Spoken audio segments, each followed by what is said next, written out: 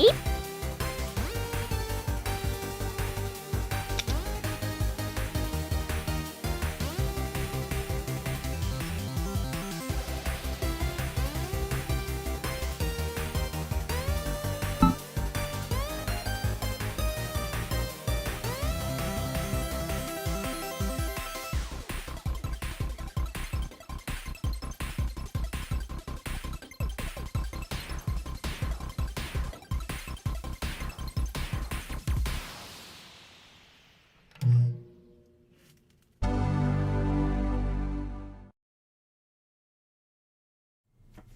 Hello, hello. I'm Steve from Mac84. My goodness, it's been a while.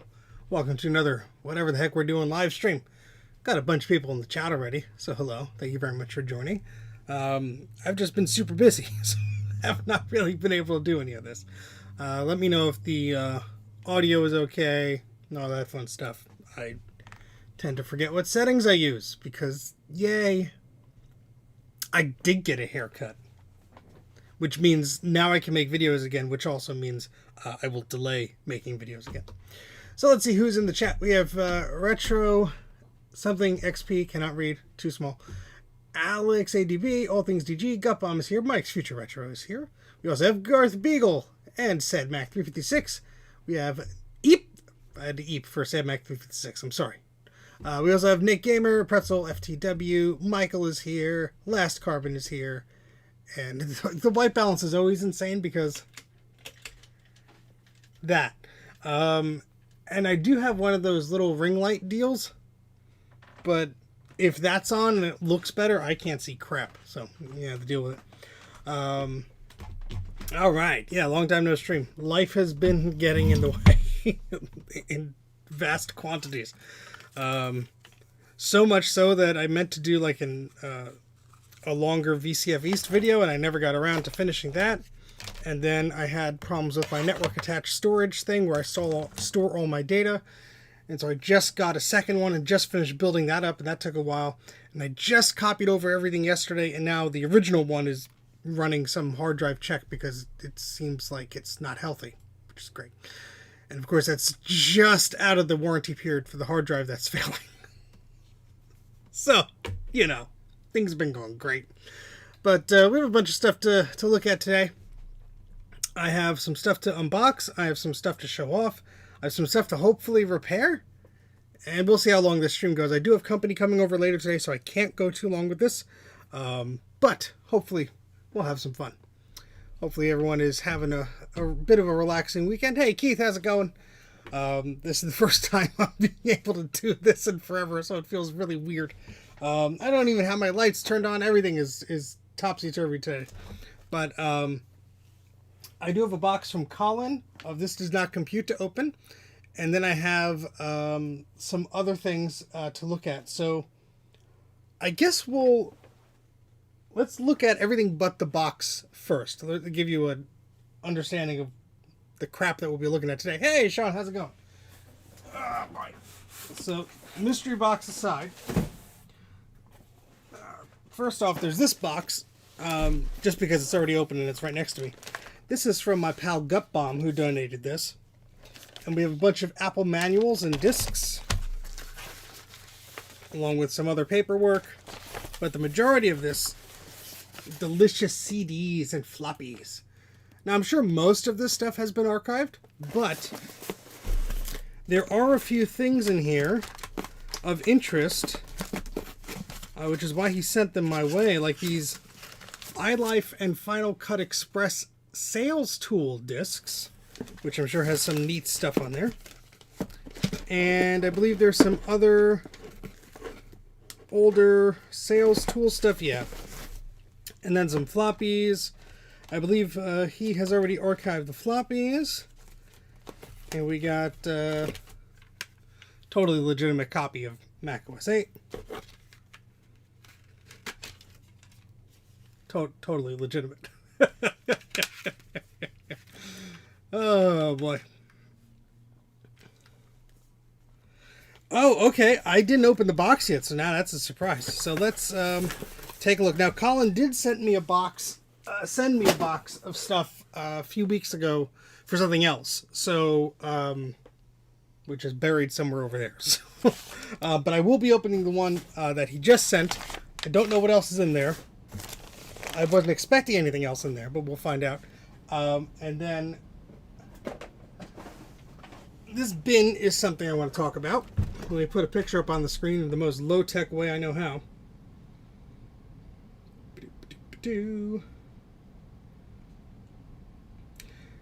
Look at all this. So I went to a place nearby that had some junk for sale, literal junk. And they had some boards and stuff. But in addition to that, they had a whole bunch of different parts and things in just like sitting around. Oh, come on. Rotation lock off. There we go. So they had like parts of iMacs and all sorts of goodies and big ass things and stuff like that. Well, thank you, Gopher Man. That's sincerely appreciated. I will we'll take a look shortly. And just these behemoths of like testing units and stuff like that. So I originally went there. Focus, please. I originally went there. There we go.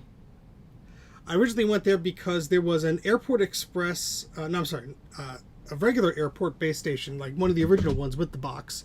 And I think they wanted like 10 or 20 bucks for it or something like that. And I'm like, okay, I want to go there for that. And life has been getting in the way. Family things and work and all that crap. So I just haven't had a chance to go. And so they messaged me, be like, "Oh, I guess you're not interested." And I'm like, "Okay, no, I'm coming. Hold on, let's figure this out." So I eventually made it over there. And as I'm buying that stuff, the guy goes, "Oh, tons of Apple stuff." I'm like, "What do you mean tons of Apple stuff?" And they had an eMac and some of the other stuff I showed. So I did get some boards there. And I did clean these out roughly, but they're still very dusty. If John from the Big Bad Biologist, Big Bad Bench is watching, he's going to get skeeved out. Maybe Gutbum is too. And by the way, subscribe to both of those. John, Big Bad Biologist, Big Bad Bench, and Gutbomb.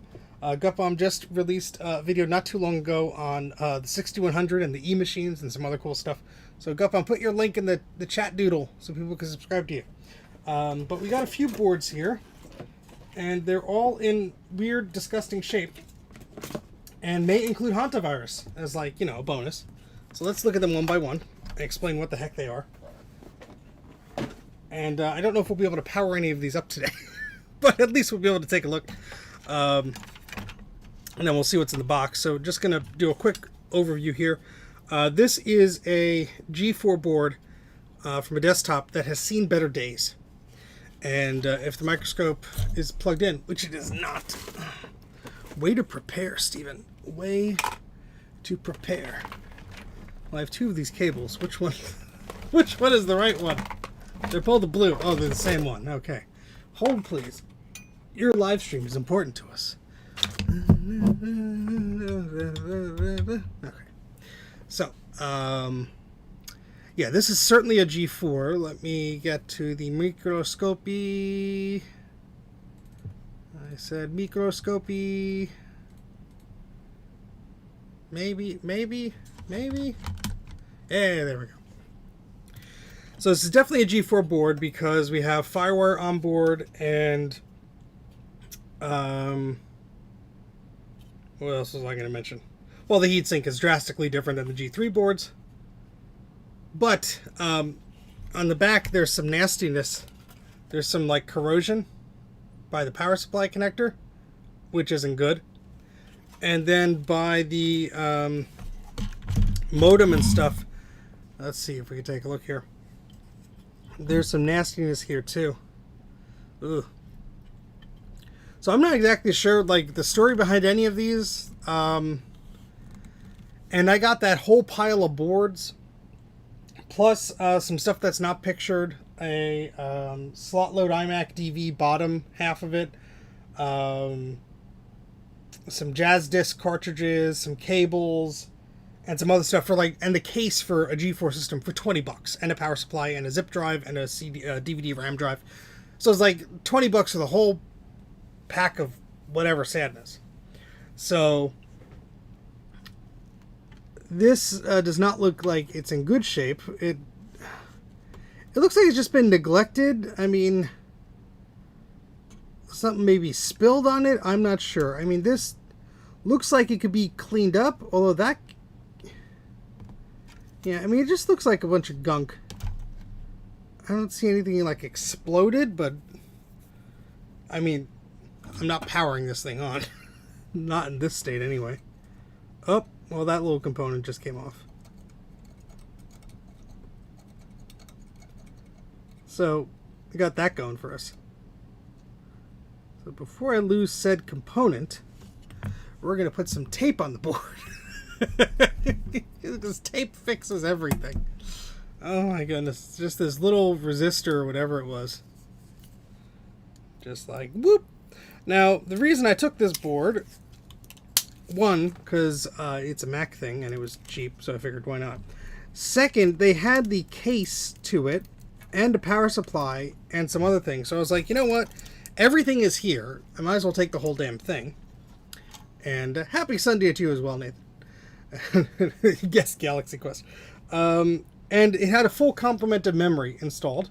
So we have, I believe, let's see, PC 100. I think that's 128, 128, 128, 128. This last one is something. I don't know. I hate that they just didn't write the damn size on them. But anyway, full complement of memory. So if nothing else works, I got some RAM out of it. One or two of these caps may look a little sad, but also the processor is here. I'm going to guess this is like a 500 megahertz or so processor. I think we could take the heatsink off, so I'll do that in a second.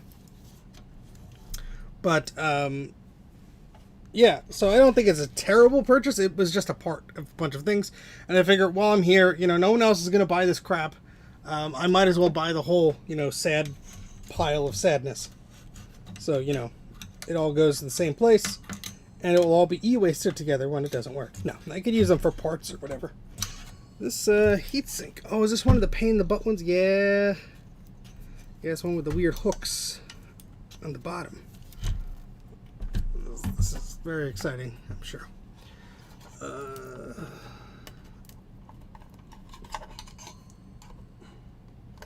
Okay, one hook done. Other hook done. Okay.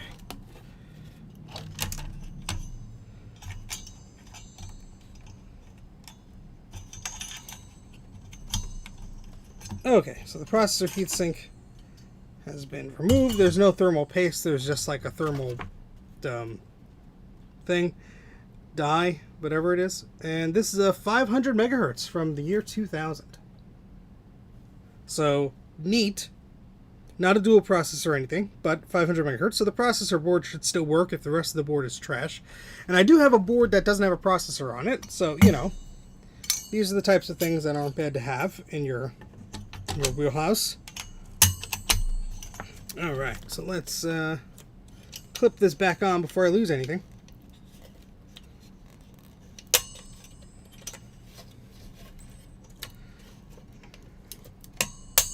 But this certainly has some sadness. And then around here, let's take a look here. This looks like to be the worst of it. And there's some scratches here too, so I don't know what the heck happened here. It was obviously just in a pile of things, and I don't even know if I can get good focus on this, but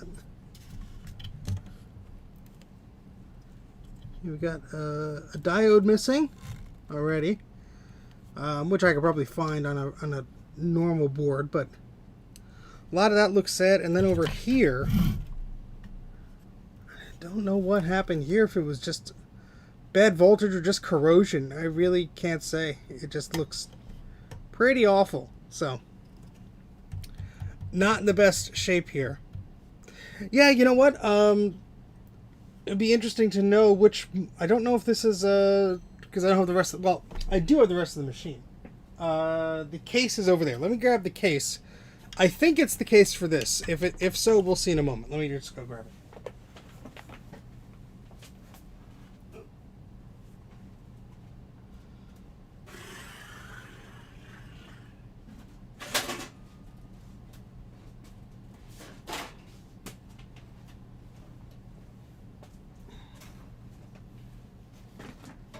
Okay. So I have way too many of these systems. Graphite systems alone, I think I have like 17 of them. But if the serial number label on the back is to be believed, this is an EMC 1843.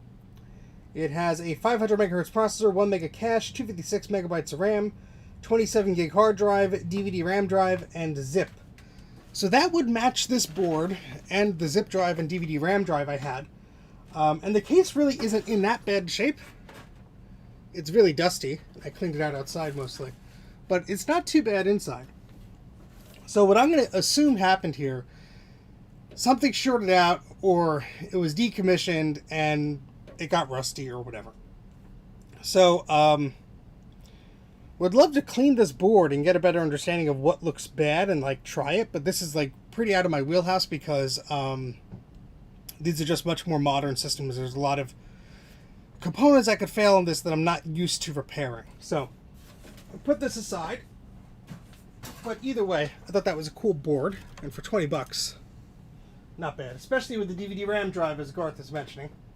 Those are pretty cool. Now, there were 2 other boards, and we're going to play a game here to see if you can guess what type of board this is. And I'm being a little tricky on purpose. What type of a board is this? I'm being slightly devious here. I'm going to cover up where it says it. Who could guess? Who's that logic board?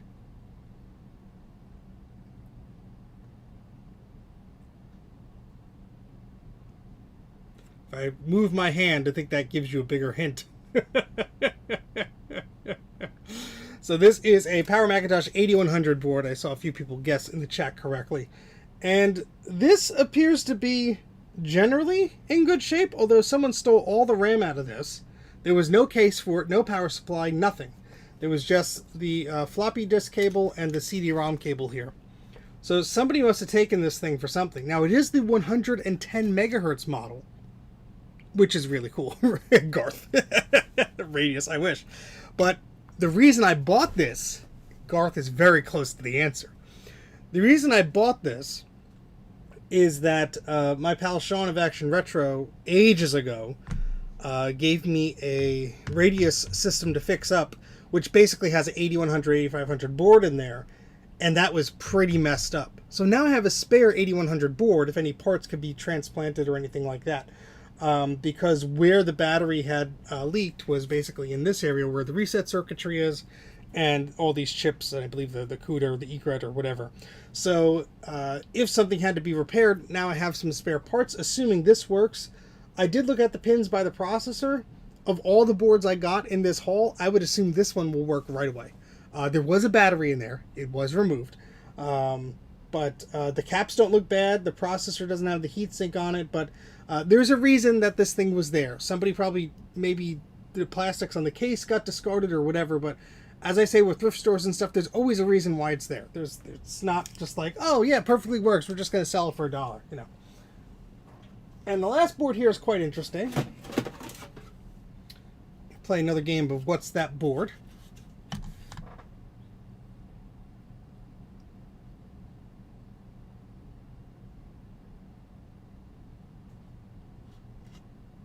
So this has a trick up its sleeve, and I'm very curious as to why.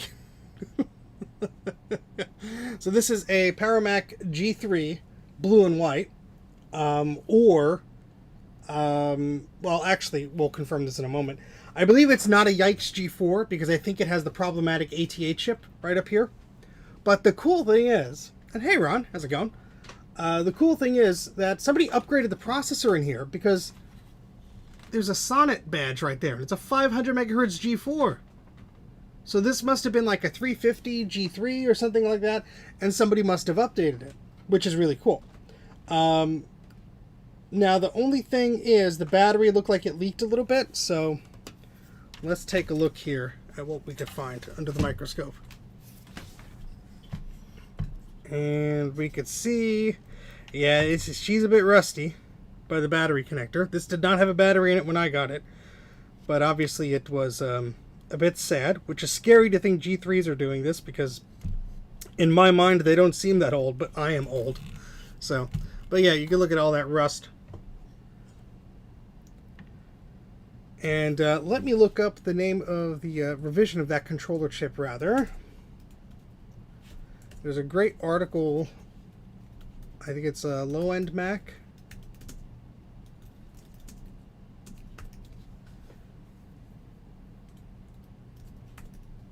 Let's see.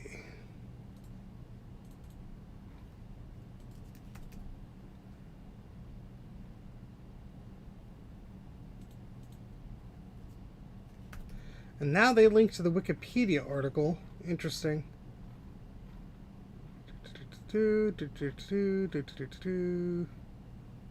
Alright. So this revision 2. The chip on the revision 1 logic board is a 646 U2.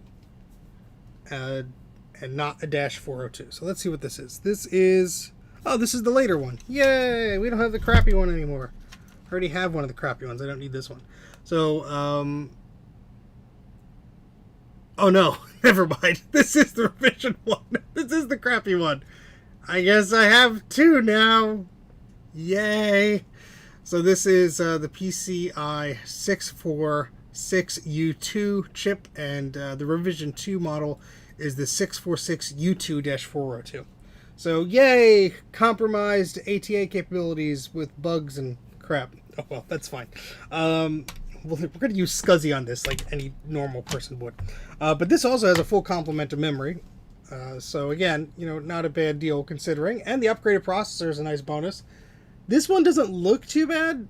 This one doesn't have any corrosion like the other one, except for the battery. So I'd almost pop this in the G4 case, and this would probably boot up just fine.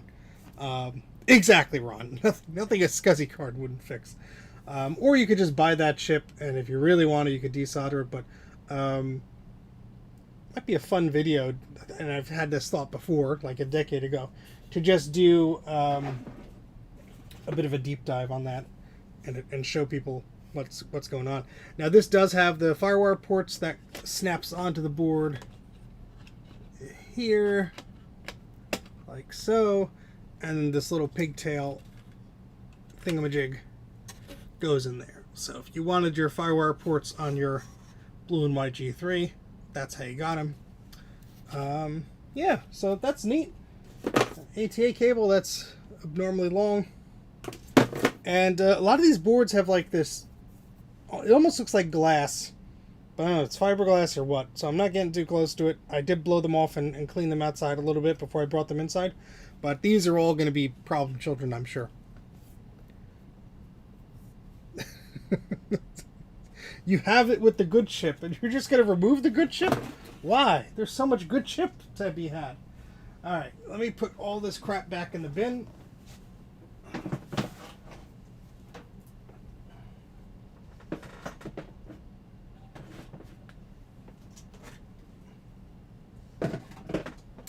And I was plagued by that ATA chip when I was a younger man.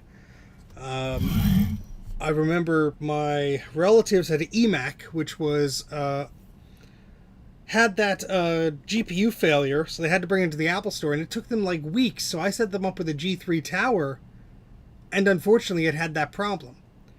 And so I installed Mac OS X, and the second I booted up to it, it was busted. So I was like, what the heck is going on? I don't understand. I thought it was a bad hard drive or something, but the rest of the board is bad. Sounds great. All right, so now let's look at the big box. Oh, there's one more thing. I found this on eBay. I thought it was amusing, so I bought it. I remember seeing these cameras all the time in the back of like Macworld and Mac Addict magazine, and it is for the Macintosh as well. Where's the little Mac logo? There it is. And it's just, your run-of-the-mill standard, early 2000s webcam and all that stuff. I think it's like, 640 by 480.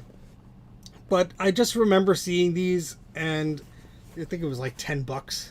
And I'm like, oh, it's cool in the box and everything. Sign me up. So that's now here, a bunch of the e-waste, among the e-waste in the basement. And yeah, so, oh, the other thing. You see this printer behind me? Oh, boy. This thing was also included with the boards. I wouldn't say it was part of a good deal. I'll just say it was included with the boards because I need another style rider like I need a hole in the head. But it did come with the power adapter for the 2500 series. And it did come with a little thingamajig that holds the ink.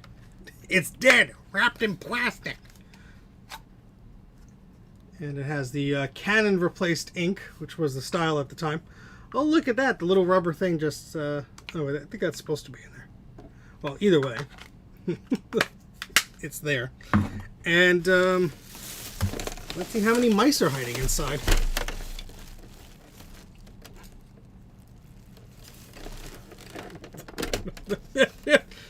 You're not supposed to be watching this, honey. Oh, there's no bonus ink cart inside. Well, let's install it. Oh, that's all gunked up. Well, ain't gonna get any prettier. Oh, jeez. Well, that just self-destructed. What the hell was that for? It's like, so it just I don't think this is gonna go back together. Oh, what a shame. How does one do? More to fix. I don't see any broken... Oh, yeah, now I see the broken plastic. I was about to say, I don't see any broken plastic. It looks like it'll just snap back in, and I guess not.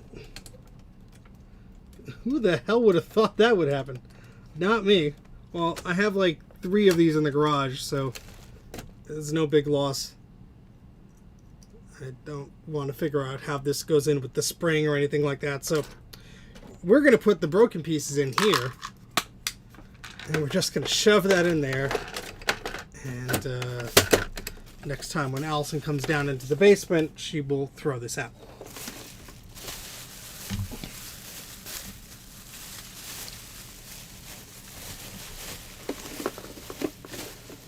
I guess I should shove this in there too.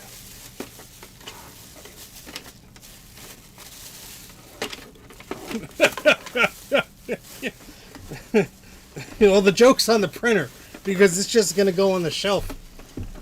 Because look how pretty it looks. There's not a scratch on this damn thing. Of course, now it's broken, but you know. We're all about the aesthetic here. We don't actually fix anything or use anything once it's fixed. Okay. Oh, yeah. With that G3, G4, we got the speaker and the little output box that gives you the reset and whatever the heck. Alright. Now to open this box, which apparently has some more stuff in it than I was promised. So, we'll see. Let's open this up. Oh. Because I did not have the thing that was included in here. And again, this is was a very kind donation from my friend Colin of This Does Not Compute, and apparently Free Geek of Twin Cities put in some goodies in here too. Now, if you don't know, I have a Patreon exclusive podcast with Colin of This Does Not Compute. If you are a subscriber on Patreon to either myself or his channel, you get exclusive access to this podcast. A lot of the people in the chat here know that already and enjoy the podcast. And it's just about random technical stuff that's going on in our lives, and we try and make it entertaining. But also, if you're a YouTube member of my channel, you also get access to it as well. Bye, Allison. Thanks for putting up with me. All right. Oh.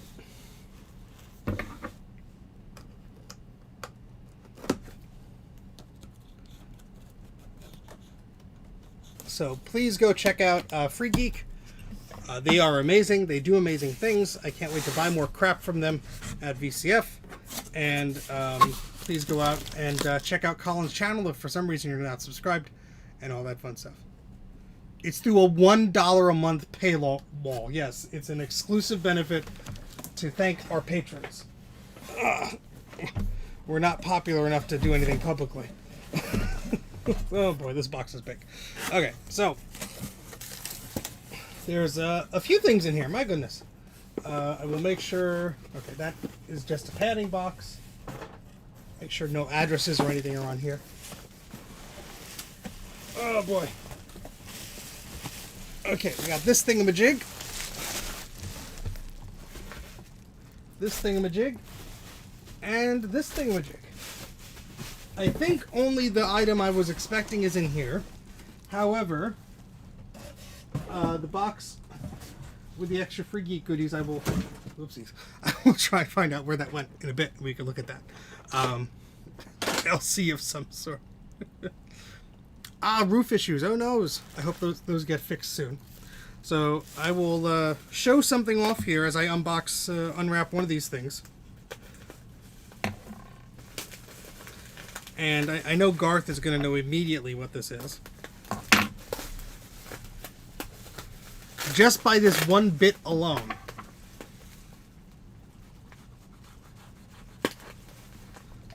Well, I'm sorry to hear that. I really hope that stuff gets fixed sooner rather than later. If I was anywhere near that place, you would have a lot of my money, and I would likely be living in a van down by the river.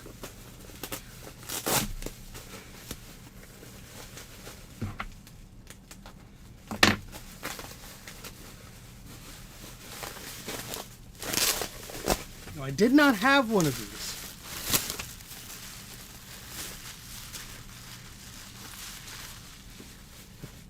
Colin always does an amazing wrapping job, and then I have like leftover wrapping for days.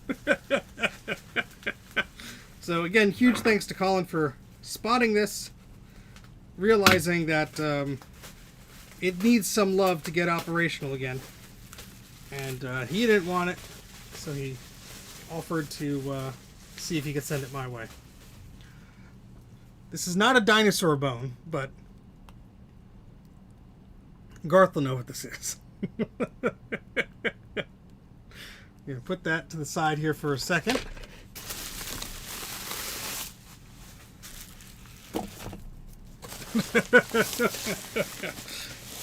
Now it's not perfect. It's missing some important pieces, but I'm like, you know what? That's fine.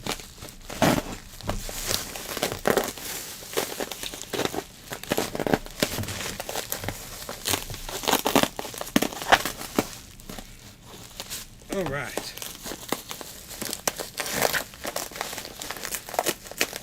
It's like opening a pillow. Hello. Thank you for the super chat. Eep!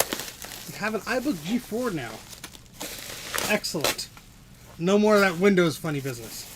Oh boy. Look at that. Look at that.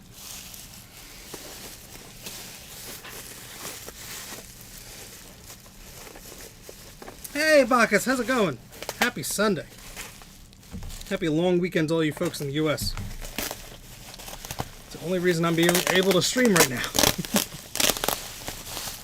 All right. Hey, Carl.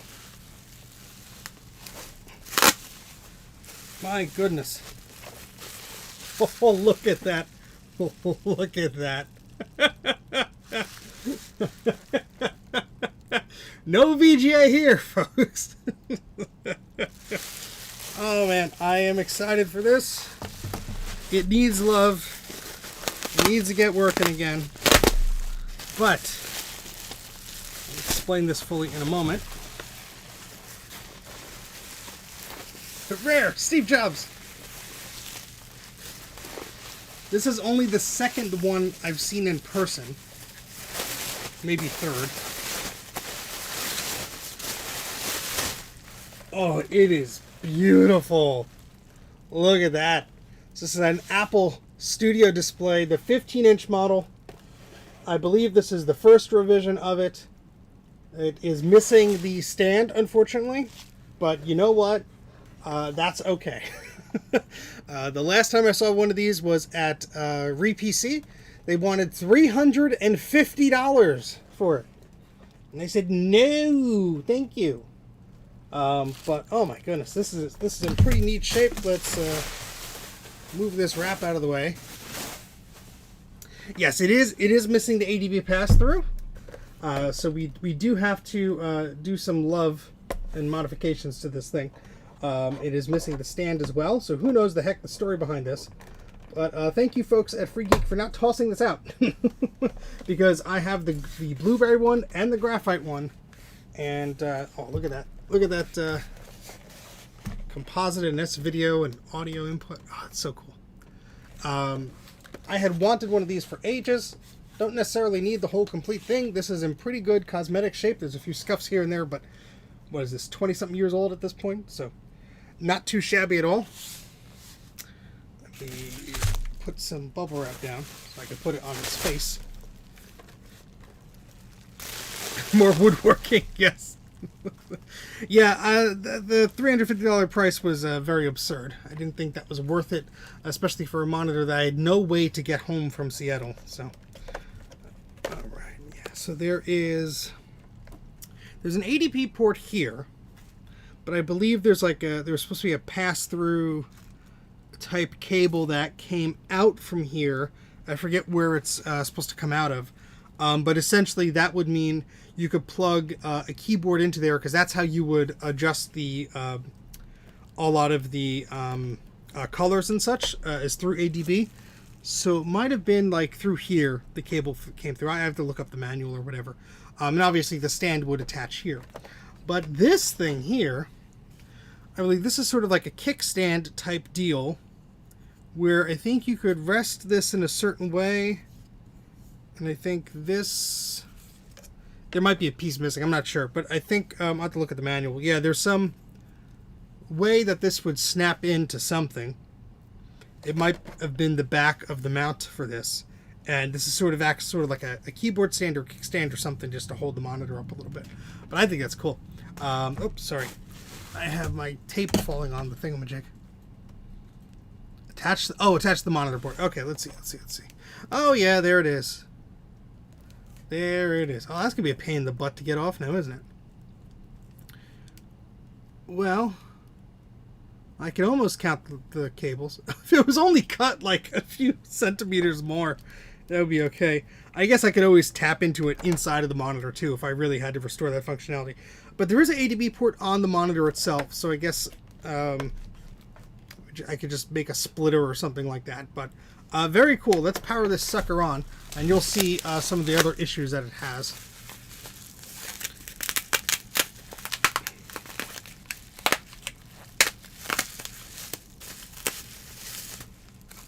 But I have been wanting one of these just as like a, you know, I mean, I think this would actually look pretty with the graphite stand, because I think it's like kind of clear. Where did I put my scalpel? Somewhere. I'm too excited. So, you know, setting up a little video shoot and shooting photos of this thing, like that's, you know, including it in a video, that's why I want these things. Because they're super cool.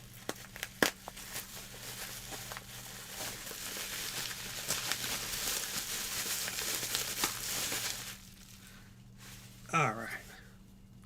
So here is the power brick.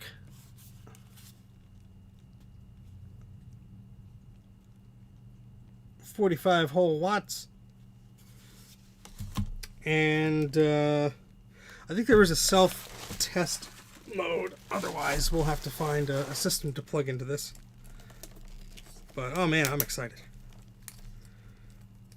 I'm excited.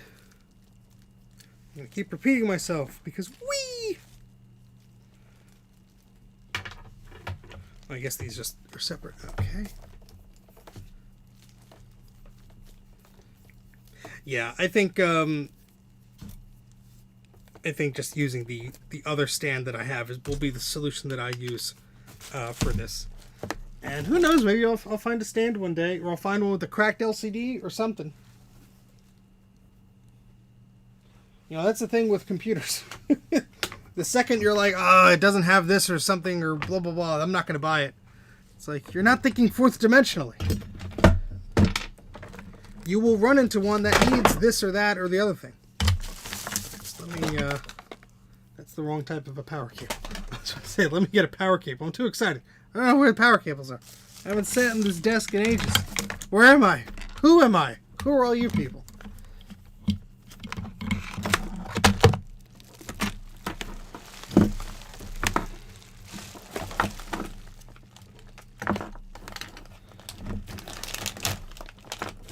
Okay, there we go. My goodness. Hey, Garth, I'm going to plug my quote-unquote color SE into this. So stupid. All right.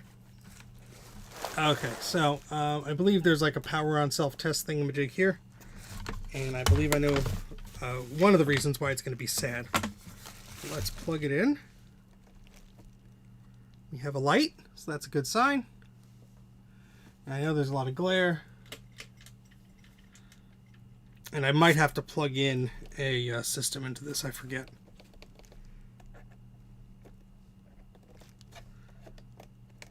Yeah, that's, ooh. Yeah, so I got some pink going on here. A lot of red. So I would assume that we have some failing capacitors somewhere, because I've seen this before. I've seen this issue happen before. I'm not legally allowed to say where I've seen this happen before, but I've seen this exact issue happen before, and I suspect it's capacitor related. No computer signal, yeah. But at least we get a picture.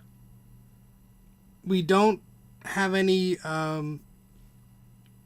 other big issues with the screen at this point from what I could see. So, to me, I hear a bit of a whining from the system. To me, that's a win-win. So that's amazing. Samazamak. Saman is, I sound like Arnold Schwarzenegger. Saman. I haven't done that in a while. All right, that's very cool. I am super thankful to the folks at Free Geek and to Colin for offering to send this my way. And shipping wasn't too expensive on it. I paid it. Obviously, I don't want to leave anybody out in the cold.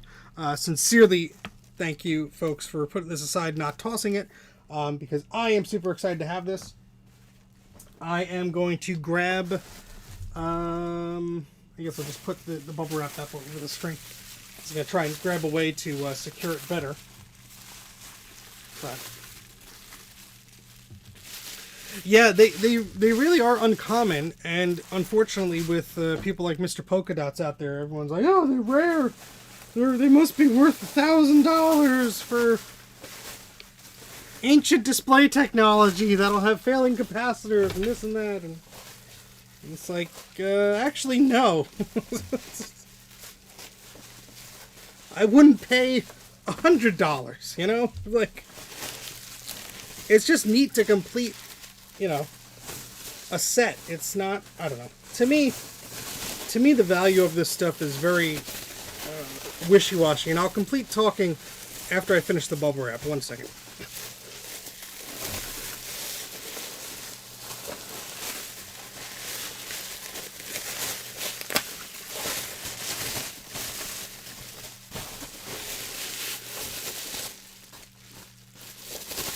There we go. Okay. You put this somewhere safe. I'll be right back.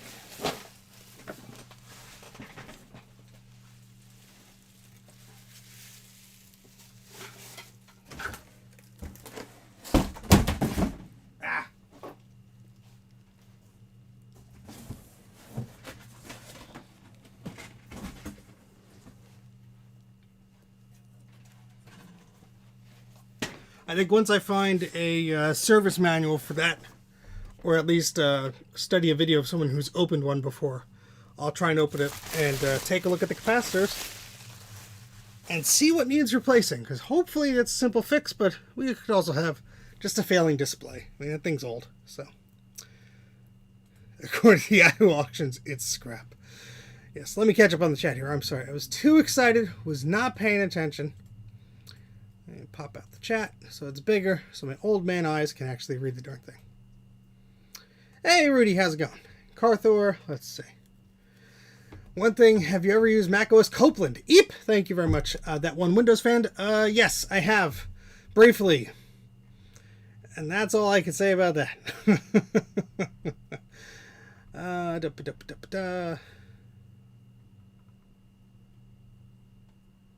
Well, thank you very much, GopherMan96. Appreciate it. Yes, weird things like that I'm interested in. I'm in the collector phase of my hoarding or collecting, where the weird things are what I'm collecting. Not really the systems or the... I'm collecting weird accessories for printers and other crap like that. So, I think the resolution is 1024 by 768. Let's see if this will confirm it for me. Boop-a-doop-a-doop-boop-boo. Yeah, 1024 by 768 was the revision B model. Now, DIY, they did a repair on a video that they did, which I'm going to link in the chat here. First off, they do awesome videos. I've met them at one of the VCF Easts not long ago. And they have one of these displays. And I think I'm skimming through the video to determine what the issue was. I forget what theirs had. Oh yeah, so I have the stand for the back, which here I'll just show you that part of the video. 1 second. How does one do the thing where you... I'm so old. Yes, allow. They changed how this thing works, and now you don't understand how it works anymore.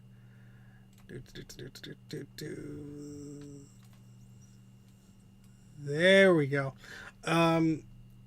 So in their video, you could see this is the kickstand, keyboard stand type deal, and there is a chunk of metal and a hint, like this is like the thing that comes off the side, and then there's this other part with screws and everything that plugs into this, and it's meant to go like that, sort of like a little photo frame or something. Not that I'll be using that for me in my capacity. I'll develop something my own, or I'll just use the stand that I have that works. But this is an awesome restoration video that they did. They do an amazing job cleaning this stuff up. Look at that. And I think they had a problem. Yes, so they had a cracked screen. I'm not sure if they go into the caps of this thing, because that's what I would assume is wrong with this one. Either a bad cable or something. Looks like they don't touch it there. But either way, check that out. Excellent YouTube channel, excellent series. Love their work, so please check that out. We could have them scan the parts. I think that's worth doing for sure. Copeland. Oh, sorry, you were not making a joke there, but the way you spelled it was fun. Just like Copeland, like the Sonic the Hedgehog original level, Spring Yard Zone. Just says Cope in the background for no reason. Yeah, I mean, anyway, I am super thrilled to have it. So, yay. Sorry. All right. So what the hell am I doing now? I don't know. Surprised I lasted this long. Oh, that's what I wanted to do. I wanted to check something real quick. As I said in the beginning of the stream, my network attached server is not happy. And this morning it gave me a very sad, cryptic, critical error. And I want to make sure it's not still sad. Okay. It looks like it repaired. The scrub of my disks repaired 992 kilobytes with 0 errors. But one of the disks still say it has 47 read errors. But the disk is online. If I go back to my pool of disks in TrueNAS here, is it going to still say? Yeah, it says it's unhealthy. Alright, so I got to figure out what's going on. Maybe one of the drives is bad. I have a bigger suspicion that one of the cables is bad, but that's something I have to fiddle with later on. So, my goodness. All right, where'd the chat go? It's hiding somewhere. Poopy. I don't know what I'm doing. Where am I? Who's talking? There we go.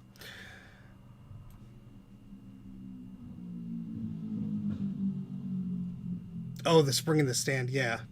I don't have the stand to worry about, so yay! Well, it's not necessarily RAID failure, so let me get my visual aid. 1 second.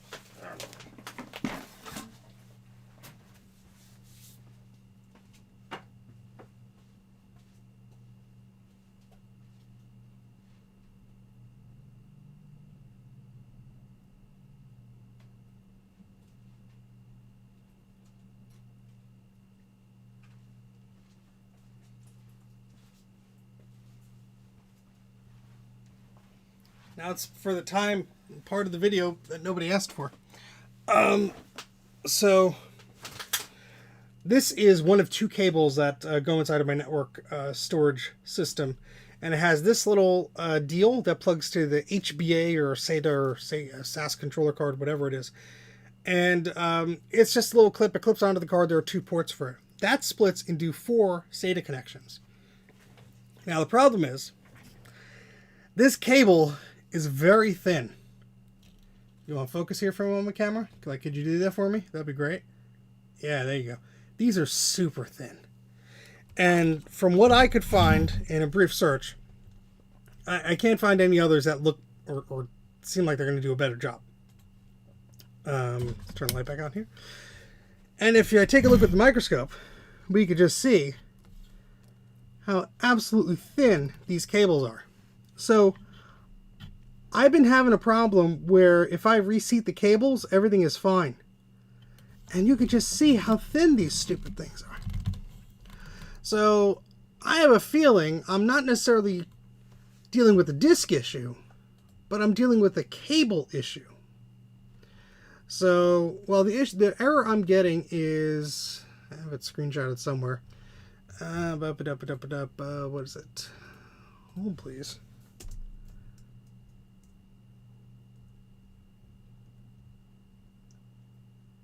The error I was getting was like SCSI error or something, and then I swapped cables around, then I got a different error. So I have a feeling it might be cable related because I have another set of cables, but I just swapped them in randomly. But these are super thin. To give you an understanding of how thin they are, what's a good frame of reference? Here's a pencil. Everyone knows what a pencil is. So here's a pencil tip. And here's the, look how thin that cable is compared to the pencil tip. So yeah, I'm not ruling out that it's a cable issue. All these connectors seem fine, whatever, but I also marked like which drive it was plugged into. So when I put this all back, because the one that was problematic, this one, disk 5. So I don't necessarily see anything wrong with the cable. It could just have a very weak connection or internal break. Me rolling this cable around is probably not helping, and the cables are not expensive, so I don't think they're really made too well. So I got that for me, which is great. Yeah, I forget the name of the connector there, Bacchus, but basically the cables come through with the card. The cards are like $30 or something, so they're not really expensive. I do have a whole set of cables, 2 cables that came from another system, and so I put those in there this morning, and now I'm getting worse errors. So really don't know what's going on here. Every Google search I do comes down to like, oh, it could be this, it could be that, it could be this. So yeah, that's what it is. The SSF, whatever the heck. So I guess, knowing with this new knowledge, if I could find a better set of cables that don't look like hot garbage, and unfortunately a quick eBay search shows me the exact same cables I have for all of $6. And if you really want like a fancy set, they're like $10 to $15. But they all look the same with that little blue end and all that stuff. They don't look like they're necessarily built to last. So yeah, not really sure. what to do yet, but I have to investigate. Thankfully, I have a completely separate NAS that I just finished backing all my other stuff off to, and most of the important data is backed up to a set of hard drives, is backed up to Backblaze, so I'm in okay shape. But it's just like, you know, last thing I needed today. Speaking of the last thing I needed today, what else do we want to do? We're going for like, how long? Line? Time? Check? Almost an hour. So we tested that display, which is neat. I would like to open that up and inspect the capacitors, but I have never opened up one of those displays before. And I don't really want to test it on the pretty looking one. I guess I wouldn't break it, but I'm in a bit of a time crunch because we do have company coming over, so I could probably just stream for another half hour or so max. Or so. I'm just going to repeat myself. Let's see, what else to do? Thoughts from the chat? What horrible things do you want me to bang my head against? I should not have asked that question. Because immediately Carl is talking about 848V logic ports. I can't, Joe. The card that I have does not allow that. I'm not sure if I could just, because I'm using the discs that are plugged into that card. I'm not sure if I could just, like, plug that disc directly into the logic board or if the NAS would get all upset. I'm not sure. But yeah. I think all of my Quadra boards are recapped. They're sitting in a convenient sad pile over here. Now, what is this? Oh, battery bombed. Oh, I don't think this one's mine. No, this is my friend Eric's board. And this one doesn't want to work. Gives me a sad Mac. And I don't know why. And I don't have the thingamajig to test this type of a board right now. So we're going to put that back.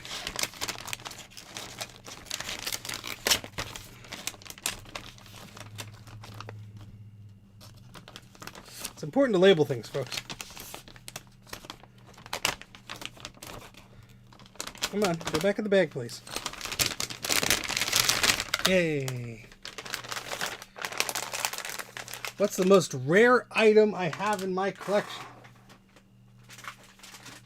I have a few uncommon things, but I would say the most rare I have a prototype Pippin video game console by Bandai, which Apple helped with. I have a Lisa 2. I have a weird prototype Mac 128K mouse. And I have those Apple set-top boxes. That's what I would say. That's what I would say. Steven. From Steven's Junk. Good name. Good name. Yeah, I guess so, Teverden. I do have to look up what to do there, because I don't want to make the problem worse. At least with the set of cables I have here, I did mark which was the problematic disc there. So if this part of that cable is damaged, I can, in theory, just, go from there. But Pippin's upstairs. He doesn't really want to be picked up and dragged down here. And if he got loose in here, that would be it. That would be the end of it. He'd be gone. He would just completely be gone. He is so fast and quiet that he would never come out. He'd just chew wires to his heart's content. I do have some PowerBook screens that I have to recap for my pal Ron. But I didn't get the caps out, and they're all in this big bin. And I promised Ron I would do that on his stream. Let's see what we have here.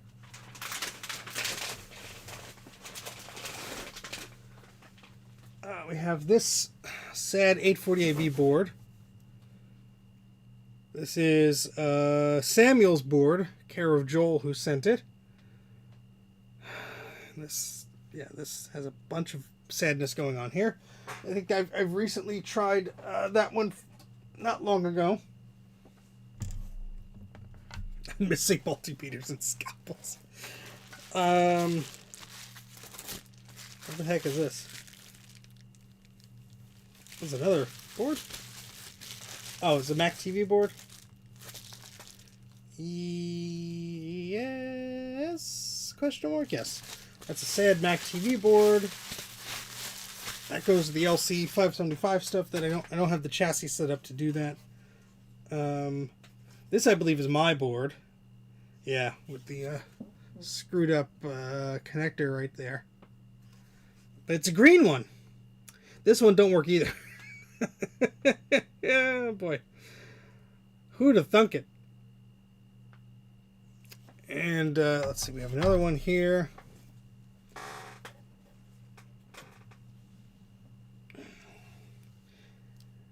And this one is mine, because I wrote Steve on it. And Ron's board, oh, it's safely over there in its anti-static wrap, as it should be. Let me put this down here. I think there's one more Quadra board that I haven't looked at in a while. Let me see.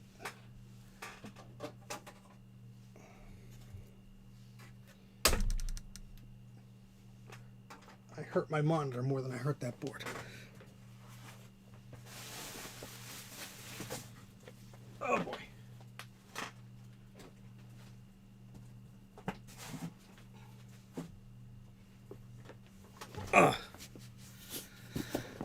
The stupid beeping model is right here. It likes to beep.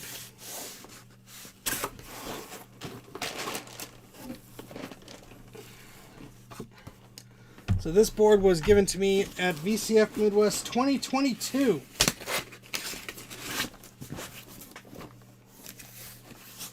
I believe it from a gentleman named Kyle, or they mailed it to me, or I forget. The box may not match the item. But what's interesting is this is an early board, because it's got the ROM in a socket and the ROM chips are missing. How about that?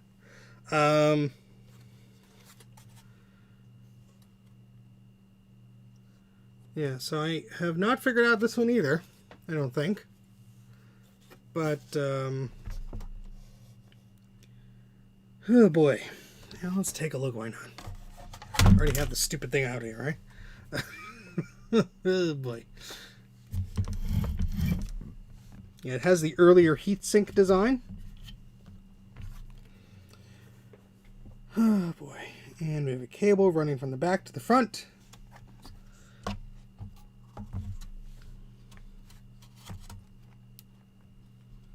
A lot of little repairs here. Oh boy. Oh boy, oh boy.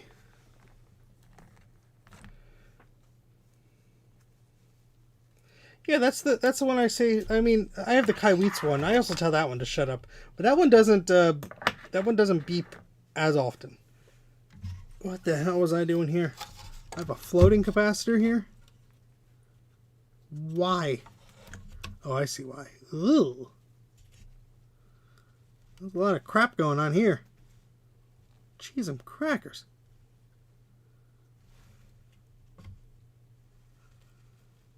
Well.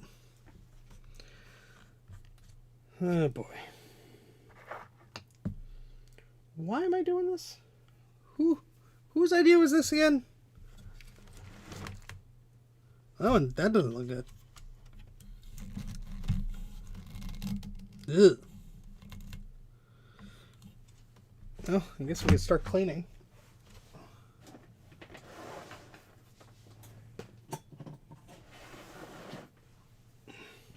I do keep the power supply close to my desk just for these reasons, because, you know, why not? Your son. It's like a carnival.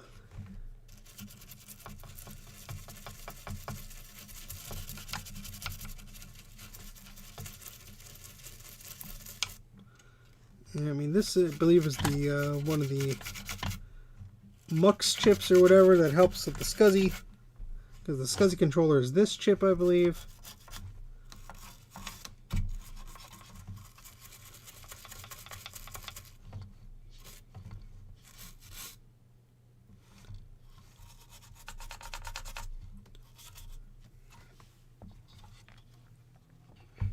Now, I don't think that that area would be problematic. My bet would be something near the processor, or the hell did you do here, Steven?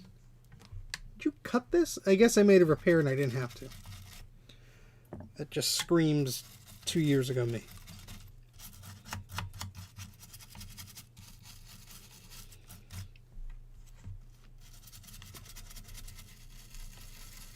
Yeah, so this was rotted and didn't connect below from what I recall.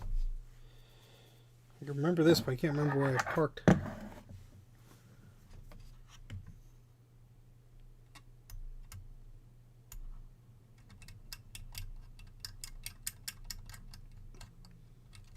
Yeah, so I was trying to get that to stay there, and I think I did.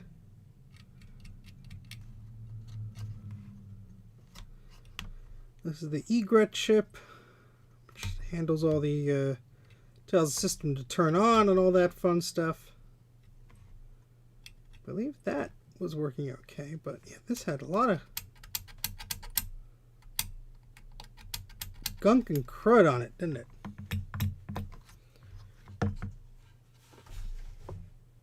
Hey, Falcor, how's it going? Oh yeah, no rush on that. I've dragged my laser writer to the shed, so I'm not going to be touching that anytime soon. Because to bring it back in here would require a wheelbarrow. Now, the fun part about these chips is they have so many pins, and sometimes they just are not connected anymore. Usually it's the ones in the corner, but you never know. Usually a gentle caress with a tool, like a scalpel here, will show you which ones are not connected right away. You don't want to put any pressure on it. Just getting a little poke. A little gentle nudge.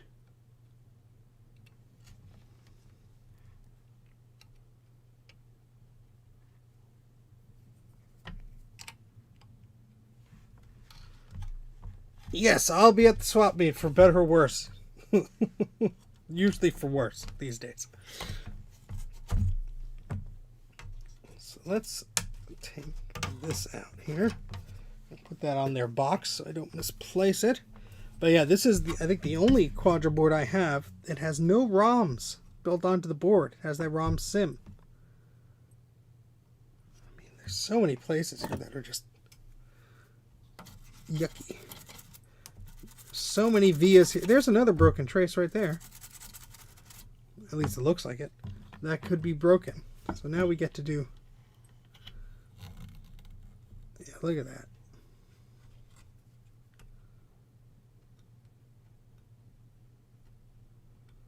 And look at that. It's even connected. So that's not even a problem.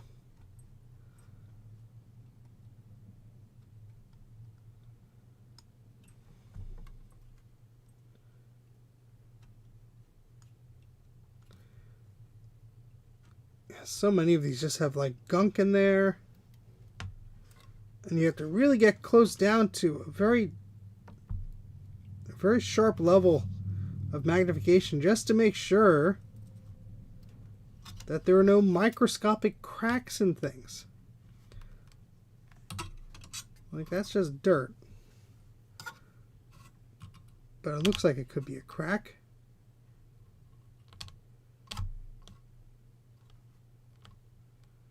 Yeah, see, like, this is all...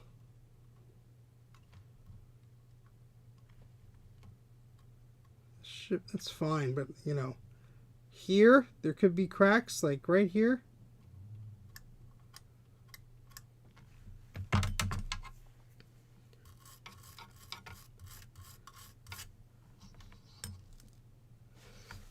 Are you saying my butt is small? Thank you, Ron. I've been trying.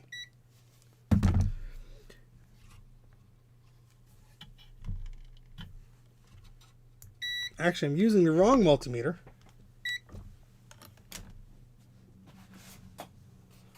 My good pal Garth Beagle here in the chat was very kind and a while back sent me some multimeter probes.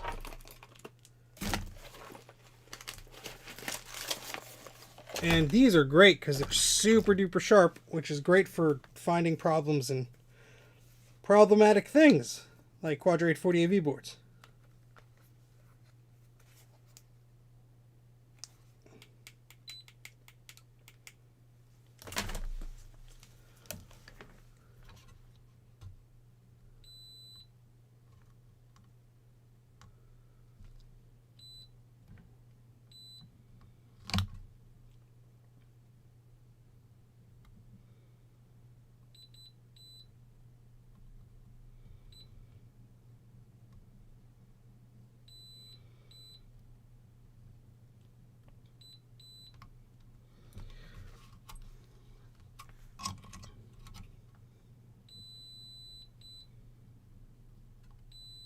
Some of these things look like they're not connected, but they are.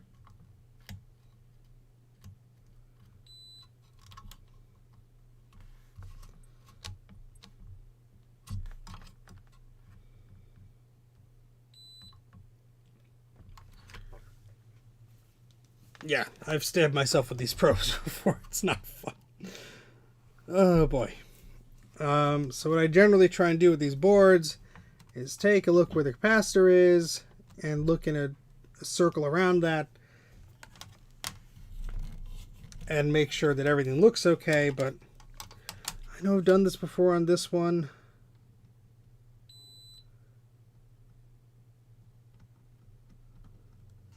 And come up short, seemingly.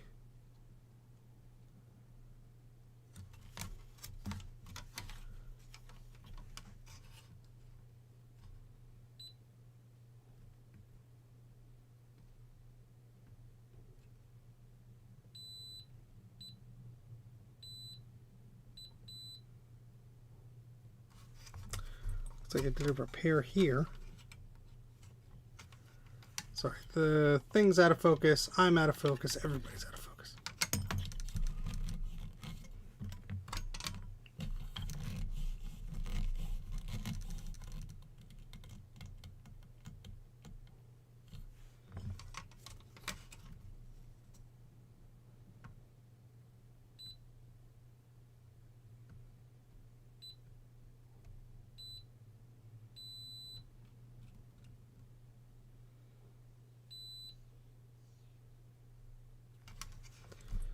A lot of these pins have that look to them, like they just are slightly unhappy. But they're connecting okay. At least seemingly, from what I could visually see with my eyes. Let's look at this corner here, because there's a bunch of caps here that could have leaked and damaged things. And yeah, that crystal looks like it's, the outside of it is sad. But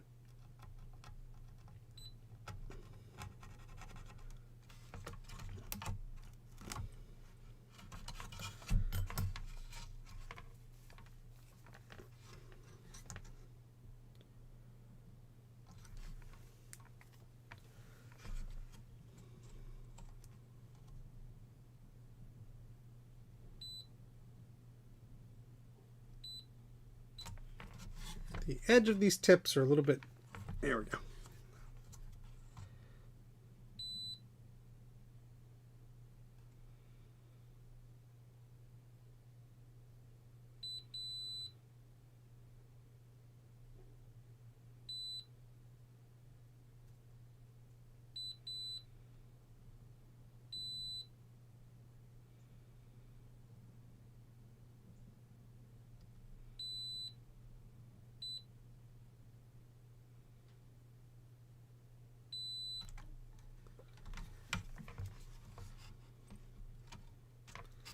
Oh boy, so much fun.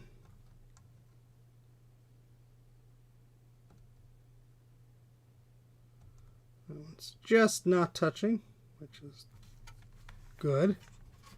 So that goes all the way over there, that goes there. And I left this one dangling up here in order to not fuss with any of this until I'm sure it was fixed. I do that a lot. I just like try and make sure things are okay before I permanently adhere them to anything.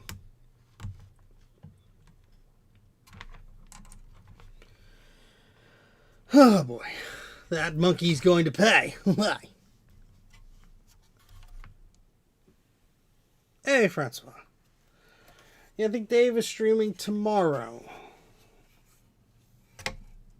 So if we look at the bottom of this board, we will also find a lot of nothing, probably. Oh, goodness. It is out of focus for you, but it's in focus for me. All right. So all the vias are green on here, which is neat, but if something corroded through, it wouldn't actually stand out to me. Oh boy. That's annoying. Who made this like this? Whose idea was this? It's a stupid idea.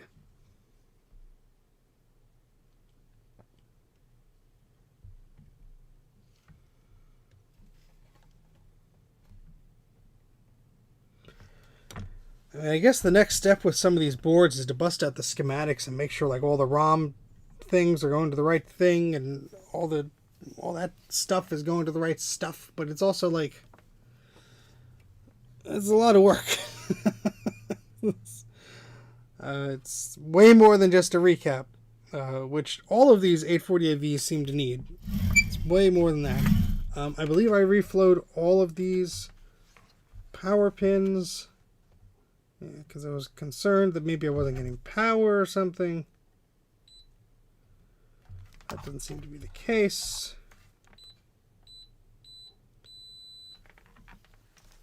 That stuff all seems to be connected okay.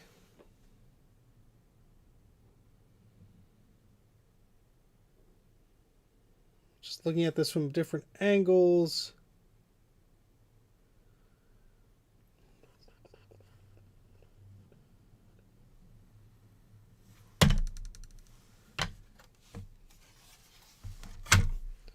Again, focusing on where the capacitors were leaking.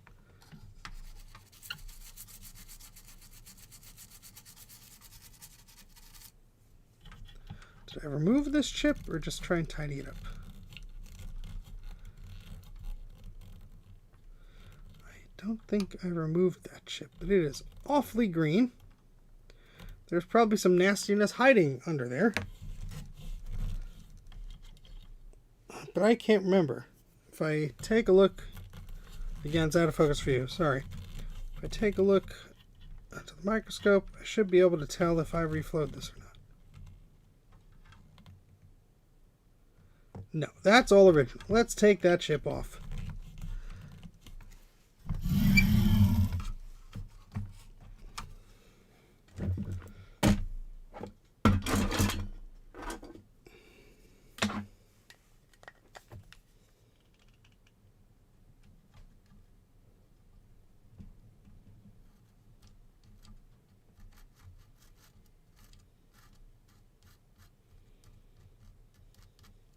I don't think it's necessarily going to help, but it's all green and there might be some gunk under there that's not making a connection. That's what I'm most curious about.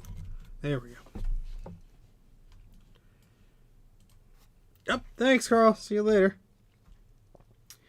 And I do got to be careful about all those tiny little baby components that are sitting right next to it. So, let me get some tape here. Capped on tape.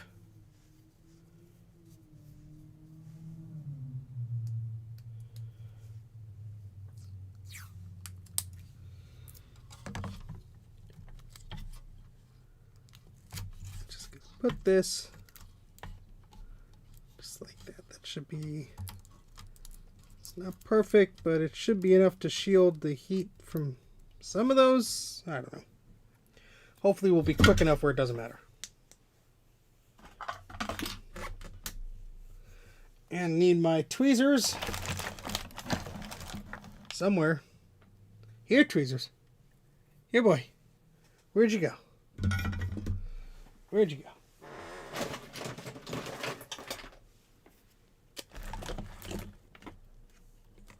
Probably would have helped for me to, you know, be a little more prepared for the stream.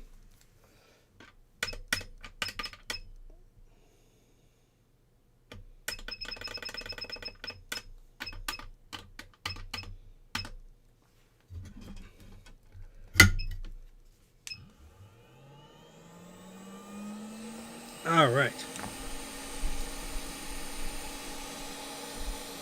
Let's move this because you're not going to be able to see it with the microscope because this tool will be in the way. No worries, Nathan. Take care.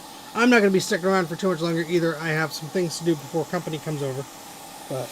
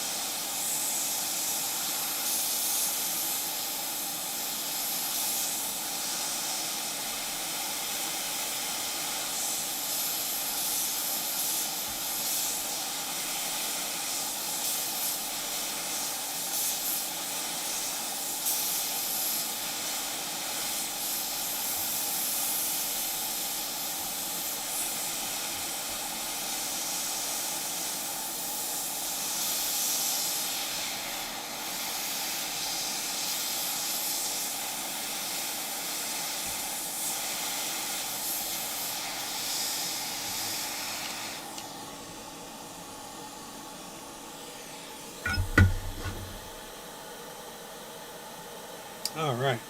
Looks like one of those legs is a little bit sad. We'll take a look at that in a moment, but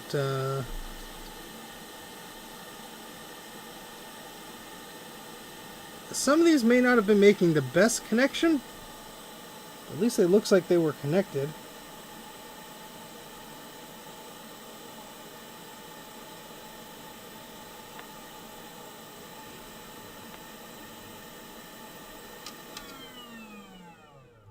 You know, one of those legs definitely just was hanging on by a thread, which came off. But we can probably drill into the side of that and save that. But it just goes to show that not all of this was in the best shape. Ugh. I don't know if that was necessarily the problem, but let's see.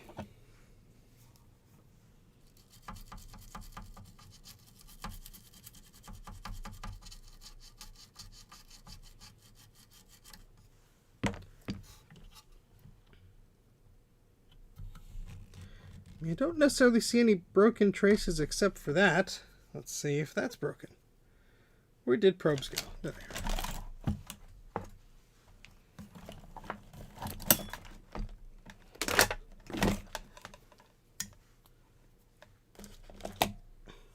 Yes.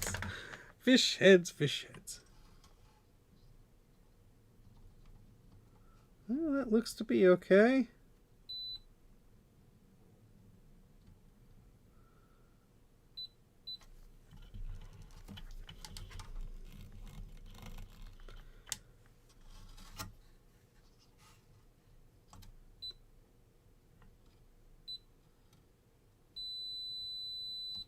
I mean, there's a lot of gunk in it, but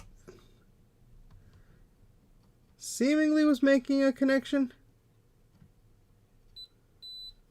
So, unfortunately, we lost a leg on that chip in the process. But I believe we could repair that. Let's turn the old soldering iron on. Try and clean this up a bit. Hey, Jeff, how's it going?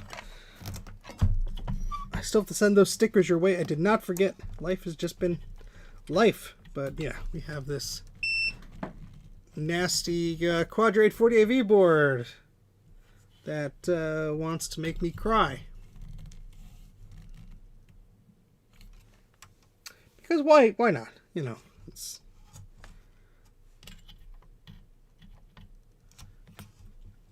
Okay, so let's get things go.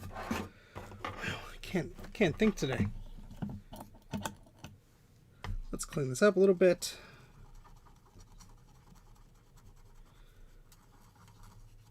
And I'm going to try and just clean up these pads before I attempt to put that chip back on. There we go. Let's adjust the camera here.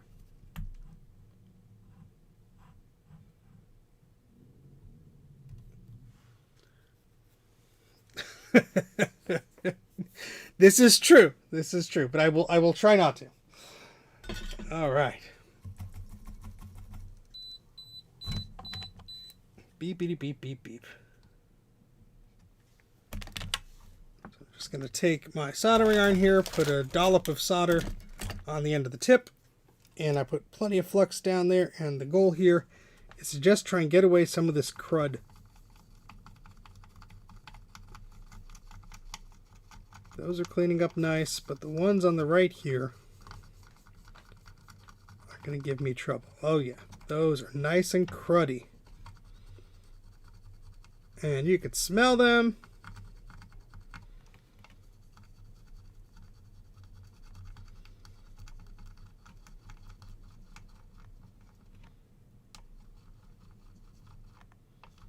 And I'm bridging things, that's fine, I'll clean that up in a second. But these have a lot of dirt and gunk on them. So they are not cleaning up well, which also meant that the chip that was on here may have not been making the best of connections.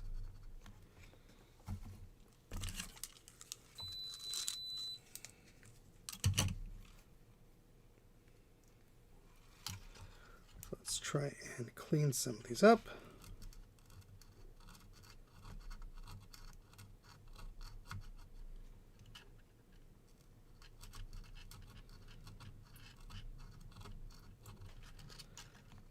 I'm not pushing hard, I'm just gently rubbing the solder braid, the wick here,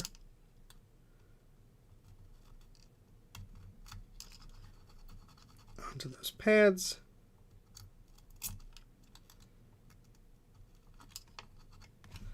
That helped a lot. Here, we'll see if we can do the same.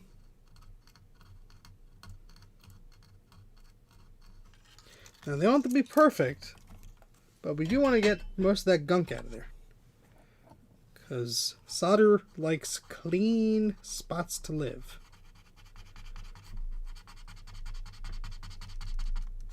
It looks better already. Let's pick up some of this little mess we made over here.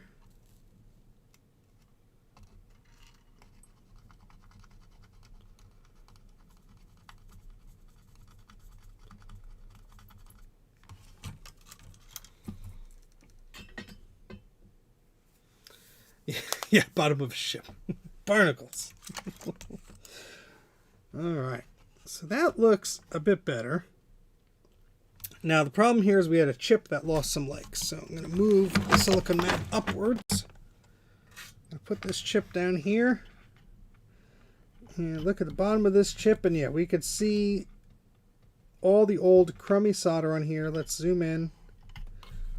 Yeah, these legs are not happy. You could see where everything was corroding and eating away on them. So that's why that broke off so easily. And unfortunately, I wouldn't put it past this chip to have more problems as we try and clean it up. It's going to be as gentle as we can be here. But we want to get the old solder off of the legs here. You can see all this is crust, and these beads, this is all like broken, bad, gunky solder. Yes, more barnacles. And this is just all crap. We don't want any of this. This is going to make our chip unhappy and give us problems with connections and all that fun stuff. So what I like to do here is sort of what I did to the pads there. We'll get some flux. We'll be very gentle. But we're going to put some flux on one side and the other side, and we're just going to take our soldering iron and heat up those legs until all that crummy solder just sort of bubbles off of it. So let's get a good view so you folks can see that happening. There we go. Shut up, multimeter. And we will show you a bit of how this works. Let me put a little bead of solder on the end of my iron there, and I'm just going to hold down this chip with my tweezers here, and if I press this here, you should see a little bit of bubbling going on. And what I'm trying to do is just heat up all the crud around these legs. Sometimes I need more solder than that, and just convince all this crap to get the heck out of here.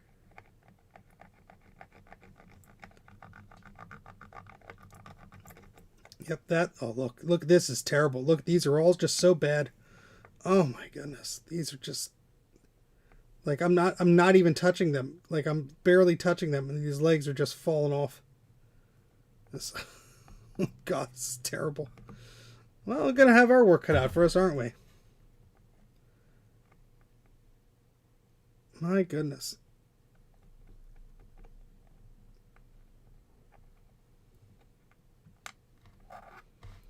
Now, I don't know if this is a proprietary chip or not. If it is, then we'll have to do the best we can to dig into the chip and reconnect those bits.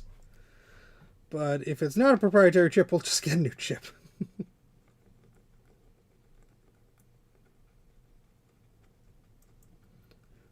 I cannot express how light I am being with this soldering iron. I am barely touching the legs here.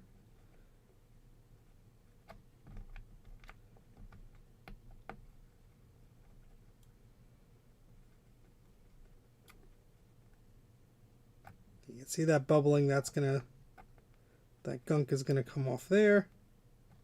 And that's what we want to do. We want to try and get the gunk here to come off. They don't have to be perfect, but my goodness, so most chips I've lost in a while. I told you, Ron. I told you there's a risk of leg removal if I rub your legs with the soldering iron. You said I don't need these legs anyway, and got gills coming in 6 to 8 weeks.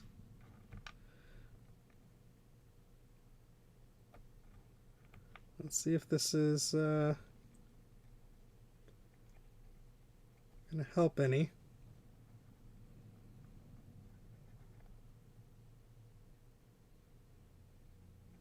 See that? All that corrosion will just break down the metal and just literally destroy it, which is why there was nothing holding on anything anymore.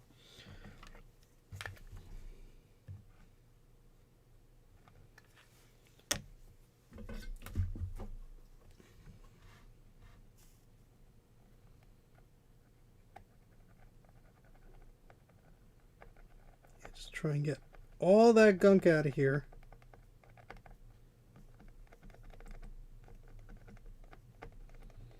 I mean, this was right next to a capacitor that leaked, so it's not surprising. But it is unfortunate.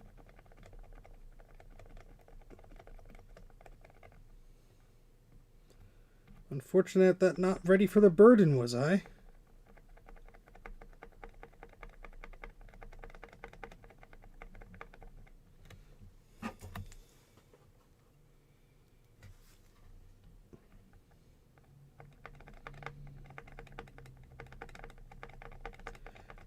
These aren't cleaning up as much as I'd like, but they are really, really poor. So we're going to do the best we can. And of course we're missing at least 1, 2, 3 legs now.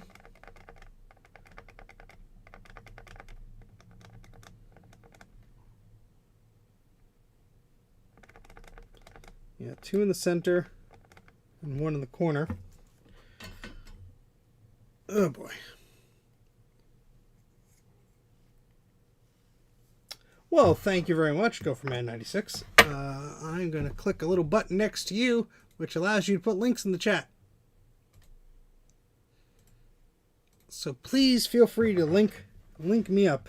Now, I'm insane, So I will still try and reuse this chip, if at all possible, just for curiosity purposes, because if this is a clock chip, it might kind of be important to the computer doing stuff.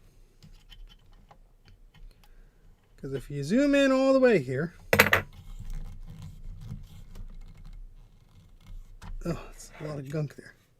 But if you take this, you scrape away, there's a piece of metal there, there's a piece of metal there, and there's a piece of metal there. And technically you could, you know, scrape away and latch onto those, but it's not fun. So let's click on that. Oh, look at here. So we got $17 for 2 of them. It feels like $5. I'd be like, yeah, sure. But that's good to know. If we absolutely have to go that route, I will try. See if we could expose that. And the scalpel I'm using is not the sharpest, so I'm going to start on the outside. And we may have to blast. Might have to get our other scalpel blade out here. And we do have a Dremel, but I don't know if I want to do that at this point in time just yet. Might have to do that for the middle ones. But I'm just going to start slow here.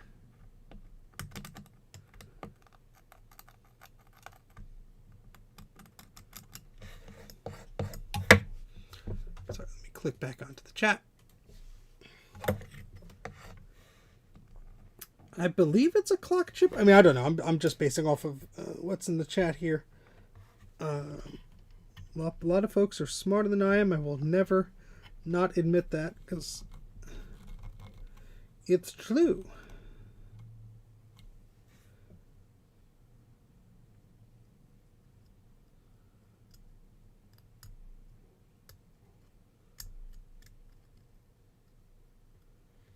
So I need to go from here to there. That's where I have to break away. There. Yes, you can see some of the metal exposed already there. And there. I might be able to latch onto those already. But the one on the right side, I'm not so sure. And of course, the other pins on these are not in the best shape either.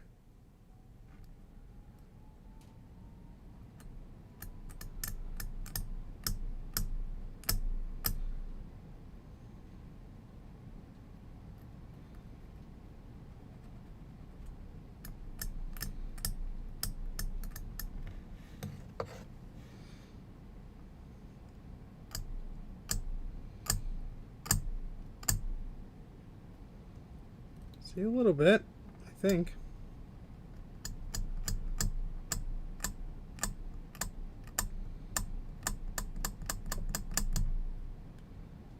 Yep, I'm seeing a little bit of metal there, so that's a good sign.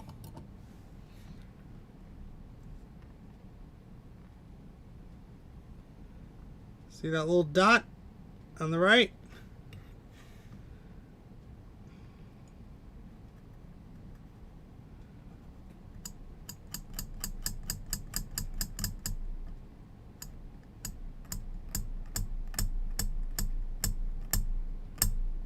Now, it's also very possible that inside of the chip is corroded as well, but let's just hope for the best here, huh?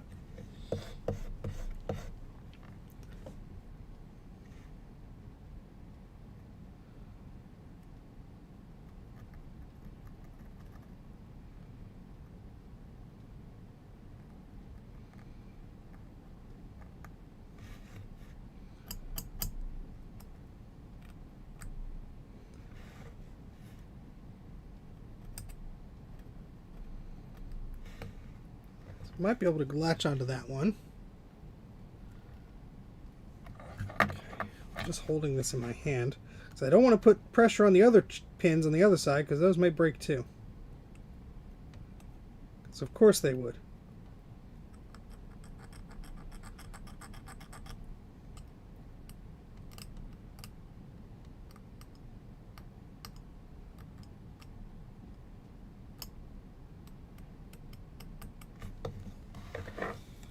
This is fun, all right. Rather be cleaning upstairs. There we go. So you can see the points clearly now, hopefully. There's the one on the right. And those are the two in the middle. I'm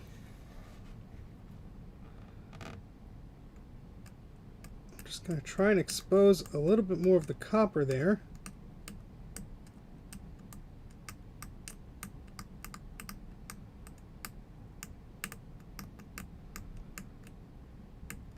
That's good. This one needs more work.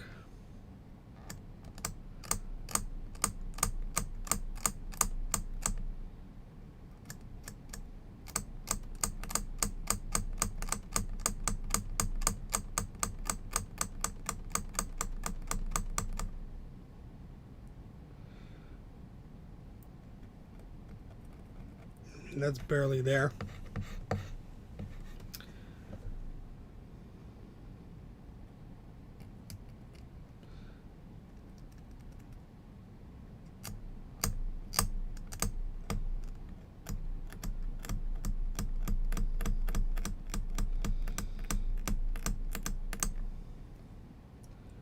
All right, we're getting there.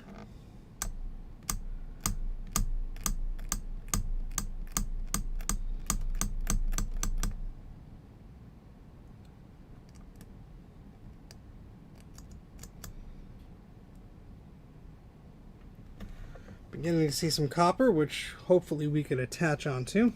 It's not going to be a perfect thing, but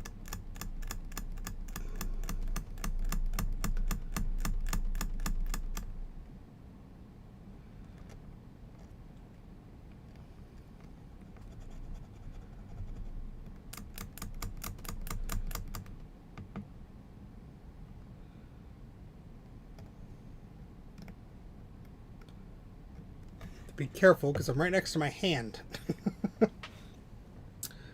Do not want to stab myself with the scalpel, especially the dirty scalpel.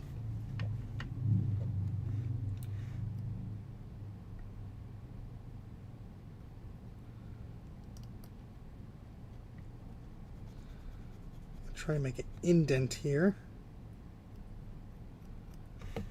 just to help guide me.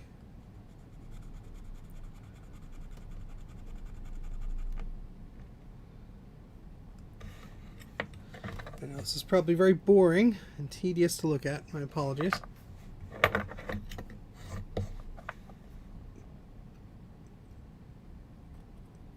can just see it there. But I don't think that's clean enough to attach to.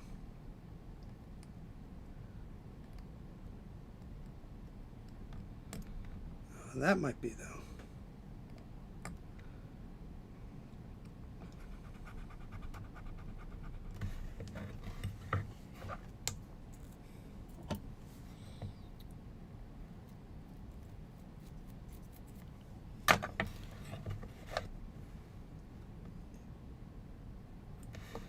That's looking a bit better.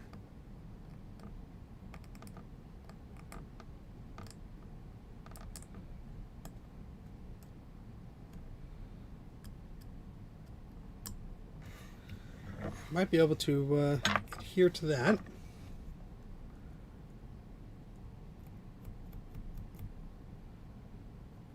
Those two as well. Now there's still a bunch of crud on here.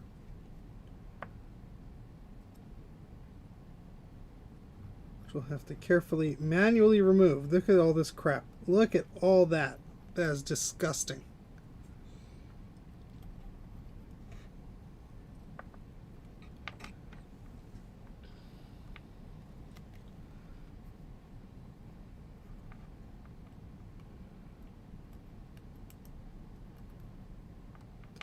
Alright, so let's carefully clean this. Hopefully no other legs come off during the process.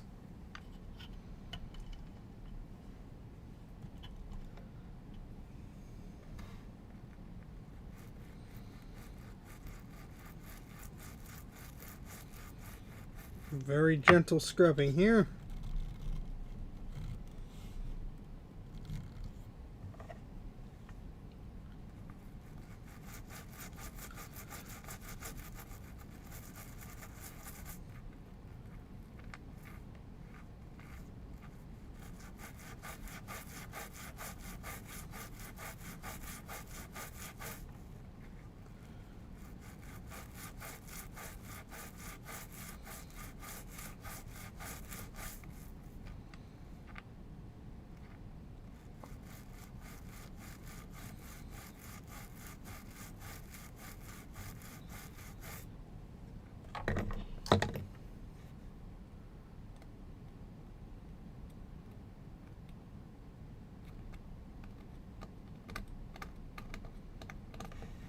Any gunk that's in between there, between the legs and everything.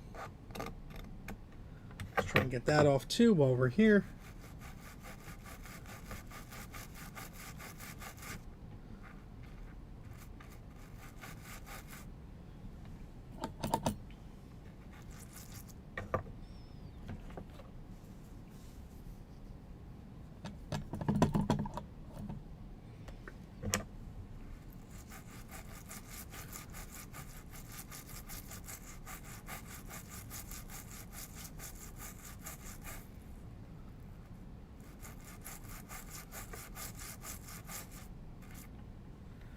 Okay.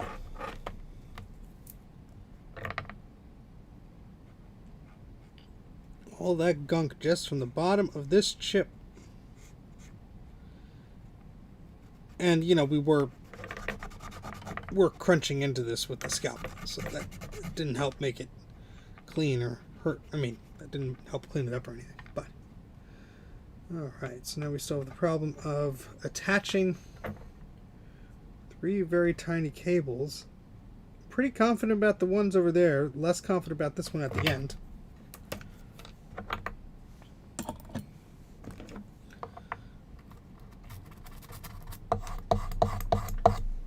But let's see if we could just give one more chance to that here.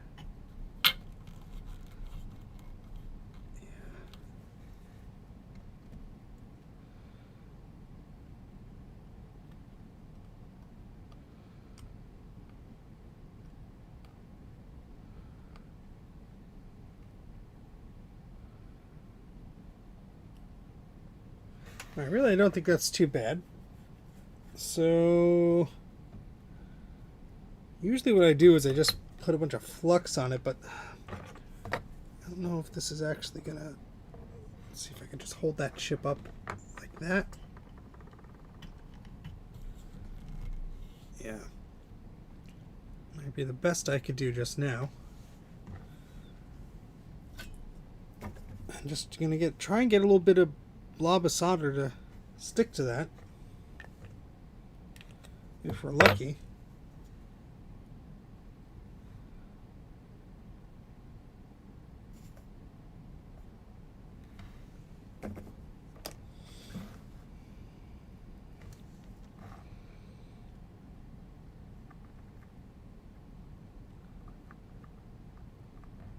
Looks like we got the 2 middles.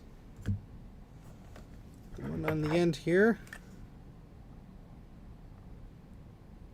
This will help. That one I think is going to be more problematic.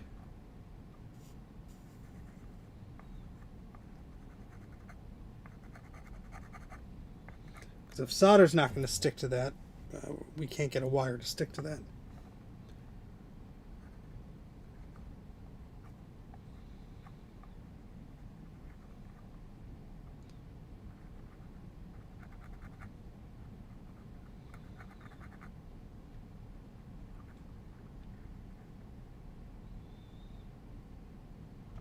We're going to have a bit of a more of a problem with that side.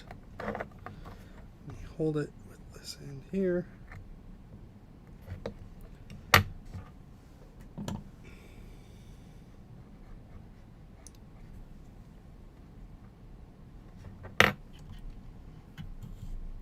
Without this microscope, I won't be able to see crap. Neither would you.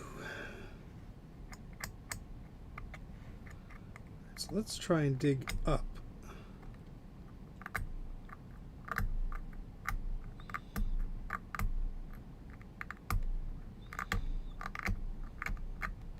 And sometimes then we could eat into it enough where we could see the top, but I'm also exposing the pins on the bottom. I don't want to hit into those.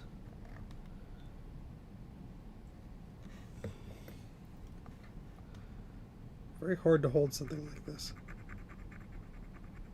Hopefully someone is out there still listening to me. Sorry. We sort of went down a rabbit hole here.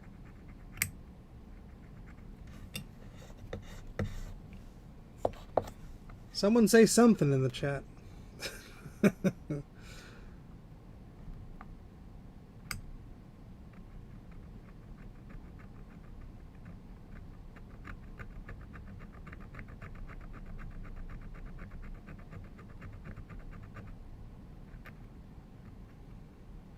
Approach it from the side, perhaps. Oh, you know what? I clicked in the chat and it's probably not scrolling because I'm an idiot. Hold, please. Oh, YouTube, why do you do this? Why?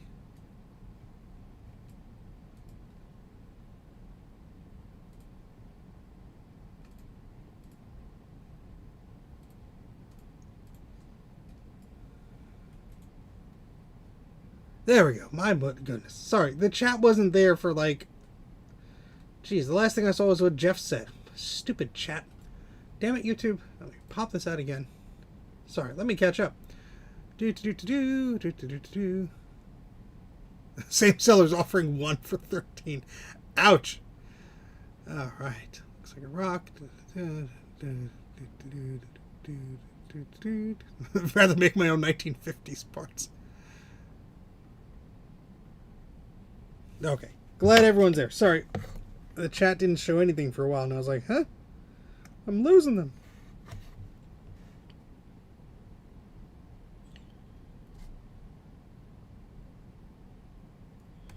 Alright, so I'm just trying to get this in such a way where I could put some solder on it. I was able to do that with the other pins. Doesn't look like much, but I think I can attach to that.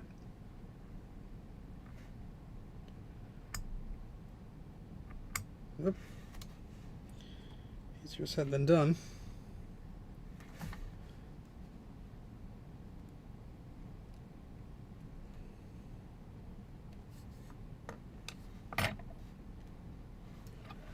It's so tiny.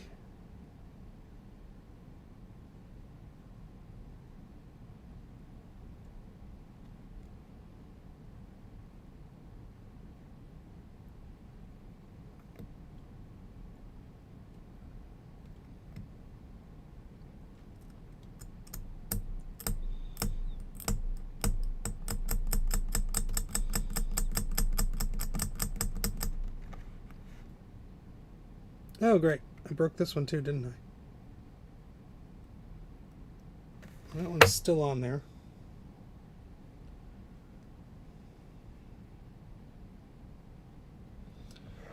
But all these legs are not happy, so it's like, you gotta be super careful. I think I see a bit more copper on there, so let's try again. Let's try not to break anything else, or I'll be buying stupid chips. That probably won't solve the problem.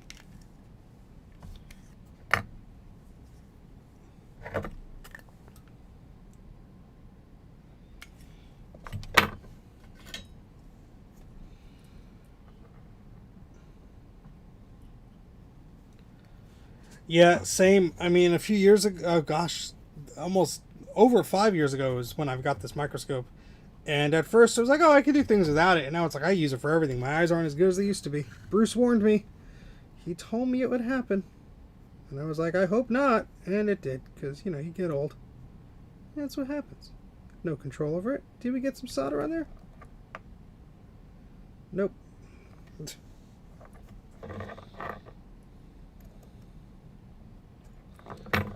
Thought we did.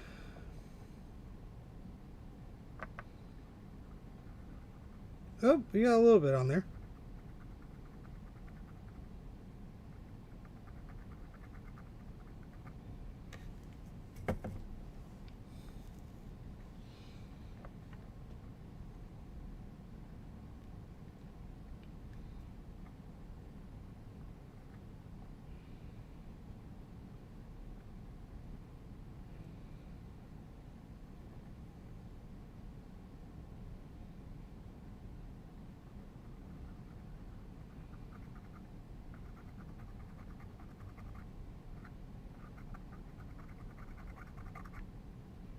There we go. We got some solder on there. All right.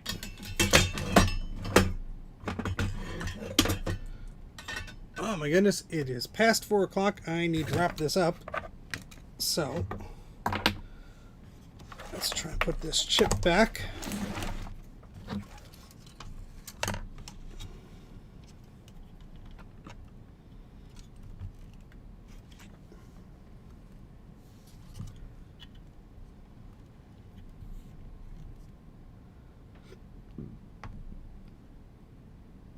Everything looks fine there. The chip was just very crusty. Okay, so I have to put this chip back. The line denotes that's where it goes. So the legs on the left are going to be the ones we have to deal with, which is probably okay because it actually gives me a little bit more wiggle room.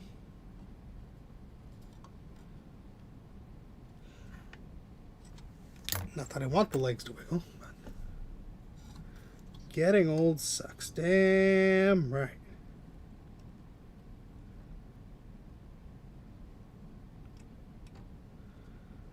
See, one could also look up the schematic or the data sheet of this chip and realize, oh, maybe that's not a required thingamaboob or whatever.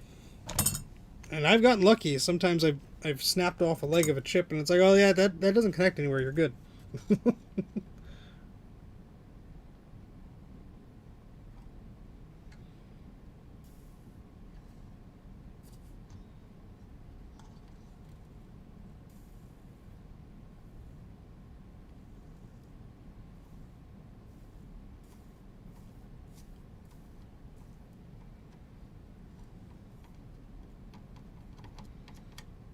Some of these pads are still not too clean, so they're not perfectly.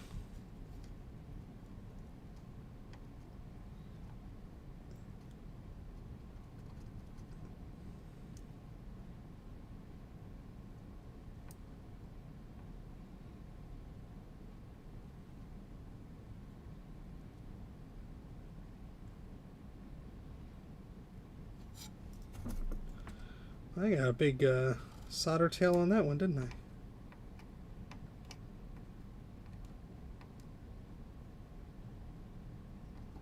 Alright, that's better.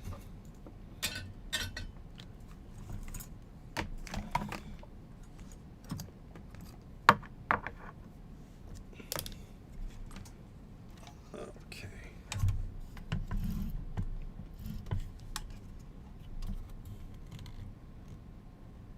This will be the fun part. And by fun, I mean tedious, because some of these legs are not flat, and I don't want to touch them because they'll fall off. Yay!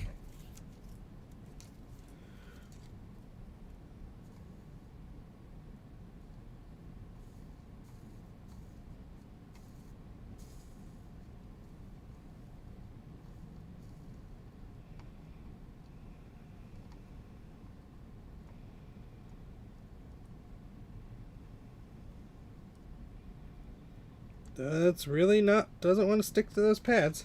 That's great. It's fan-friggin-tastic.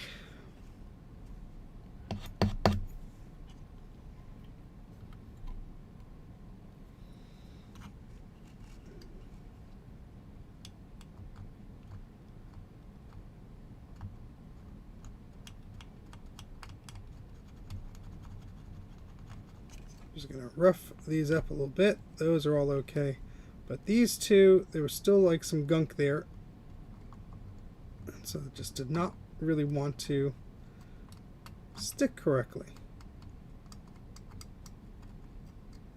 Oh yeah, that one's still hanging on, but don't want to press my luck.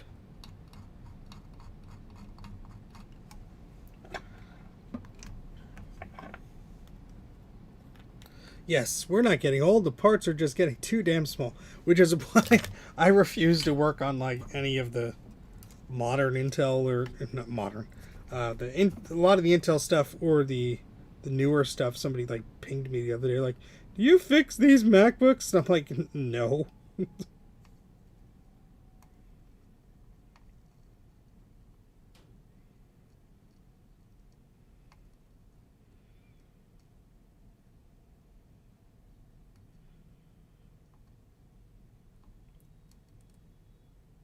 Come on. All right. Well, that one's sort of stuck there.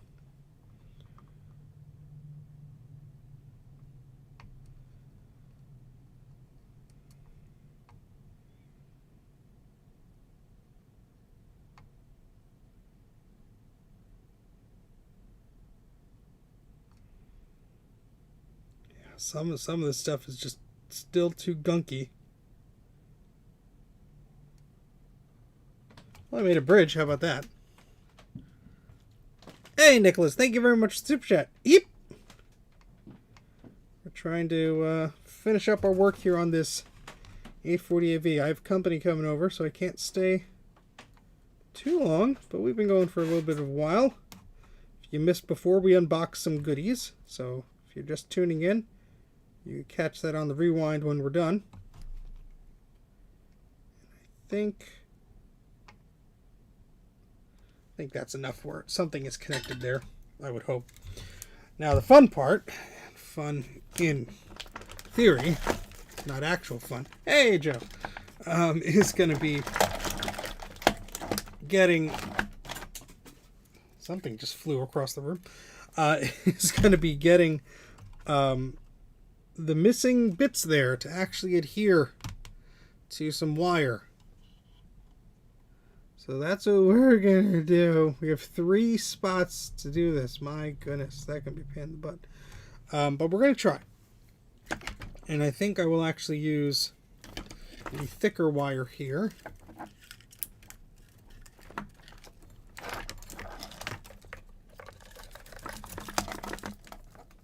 Alright, that is just stuck. There we go. So this wire here, I think, yeah, that's fine. Okay, so let's zoom out a little bit.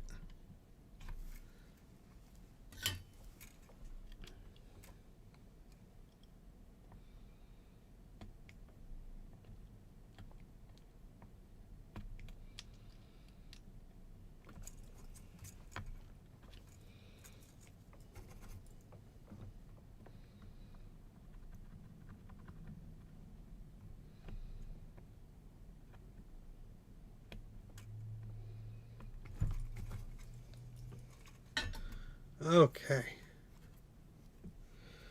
No, she won't have to do that. I know the schedule. So what I need to do here is attach the lead to the side of the chip and make it so all the wire is burned away on the enamel. So when I do that and it's successfully attached, I don't risk it detaching from the rest of the pad.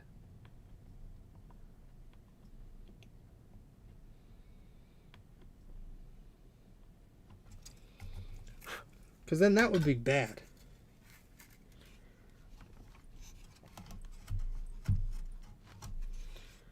Okay, so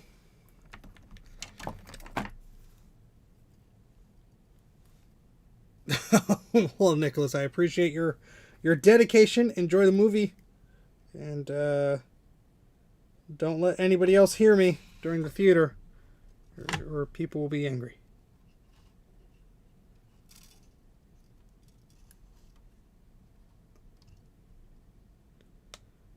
Something like that. All right, so let me just get a little bit of that burned off more.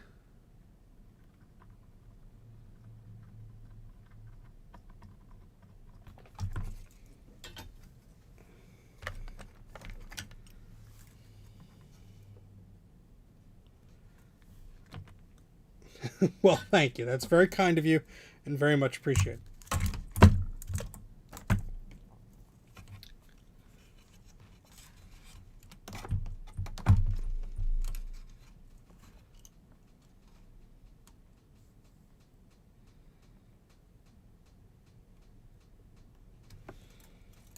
Okay.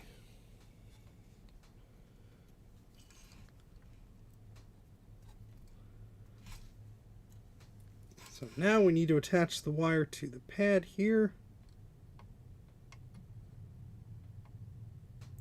With a big old supporting blob. And then we're going to try, the key word is try, to adhere this to the chip, which has a very,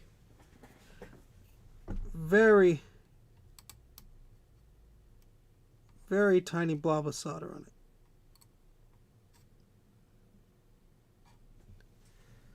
We might have just done it. Yes, we did. And I am not going to tempt fate. I'm going to clip that off. Where the heck are my clippers? Oh, I bet they're upstairs. Poopy doopy. It is barely hanging on there. Just use my scissors here.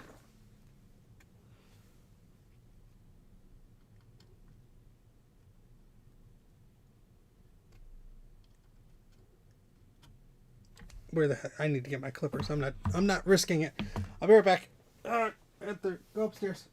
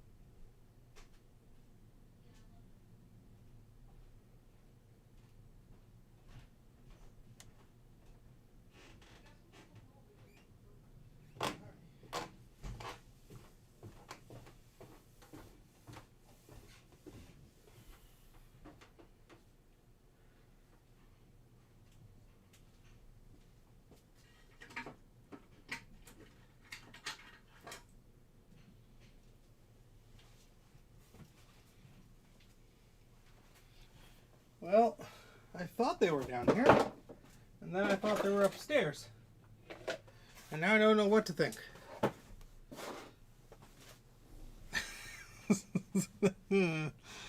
Yes, that's the creaking of the floor upstairs. What the hell? I know I have more clippers. I just don't know where they are. And I don't want to hurt this thing, but you know what? If I do this carefully, I think that'll be okay.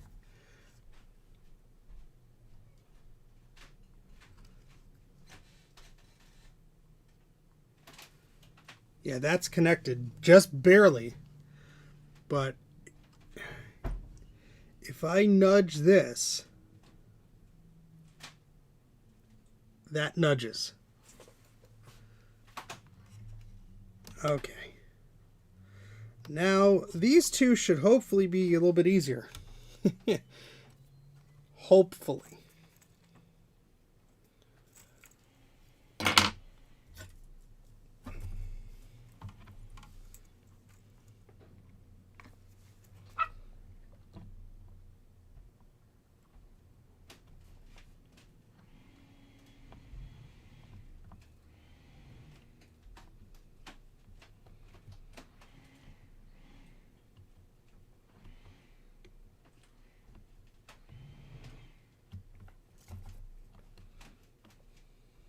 I think I hear my wife using the leaf blower inside. I am scared. No, it's not an egret IC. I think it's like a clock chip, but either way, you need it. So we gotta fix it because the legs just popped right off of the sucker. Who knows if this was causing the computer to be sad or if it's just, a bonus thing that just, we would have found something else to fix and this would have been a problem. But we will see. Assuming I could get this attached, we'll turn it on, see if it does anything different.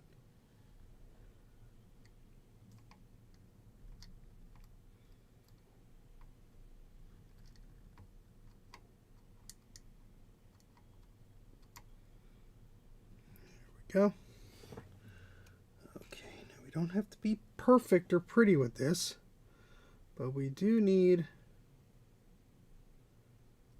this to stay.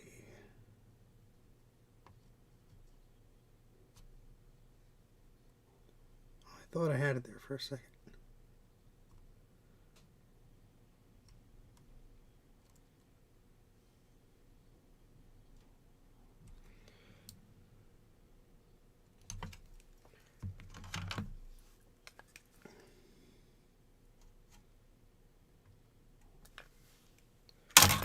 This is so challenging to do because it's like you don't have much room for error. Now you gotta do this right next to it again. And then you go and do something like that and screw it up.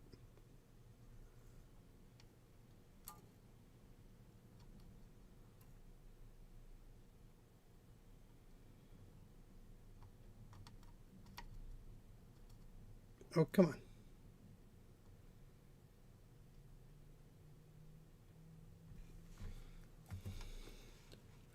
So I need to heat the top part of the wire without heating anything else.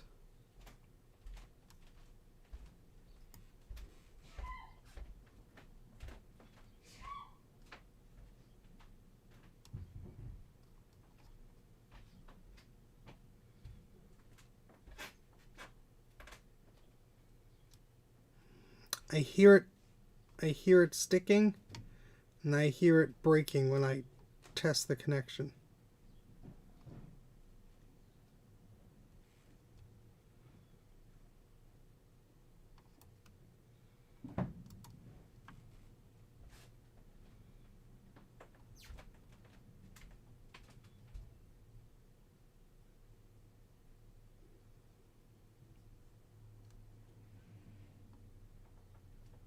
That might be it.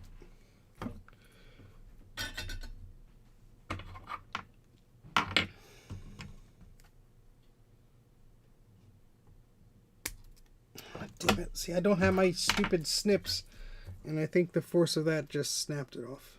Yep.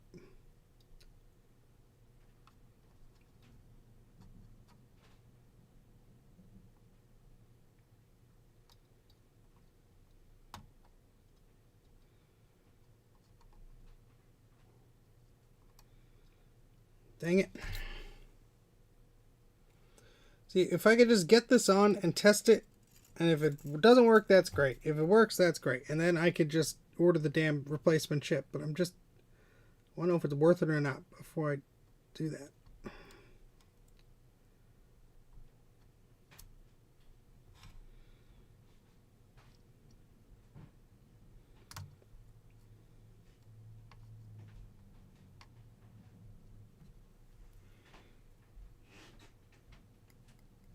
Yes. Sorry, not catching up with the chat, but apologies.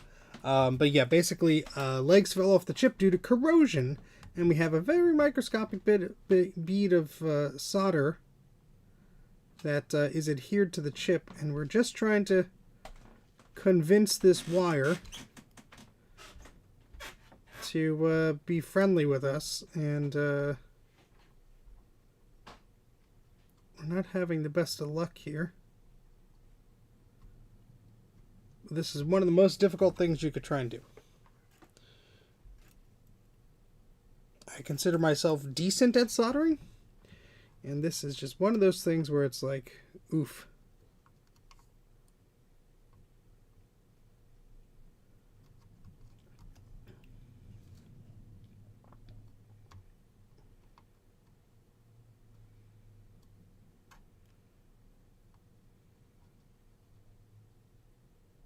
I think that's connected. Now we get to do the other one. I'm going to try for a smaller gauge wire. I don't think it's going to really help us either way, but the wire says no. Yeah, I could use the grinding tool. I did expose it with a scalpel, so I did do a little bit of that. But since I'm pressed for time, I didn't use the grinding tool. So if this fails, that will be the next thing. I could use a grinding tool to really expose the heck out of it. But we have company coming over shortly, so I'm kind of pressed for time.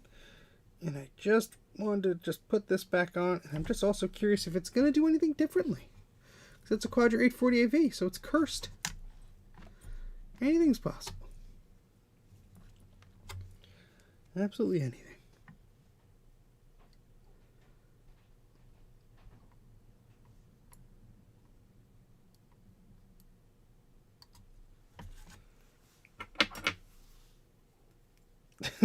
Yeah, exactly. We can't get down to the basement. There's too much crap. Didn't tell you it would be easy.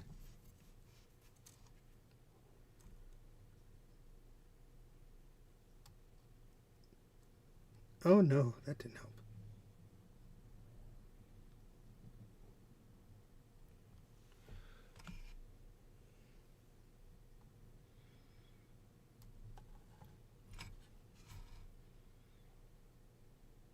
Stupid tweezers. No, don't hold it like that. Hold it the other way. Oh boy. I need to order like a dozen new tweezers.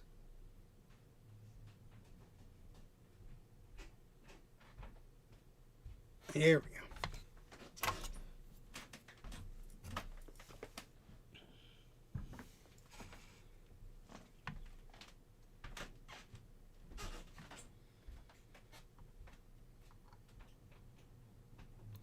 It's awkward enough for me to see this. I'm sorry that your view is probably terrible.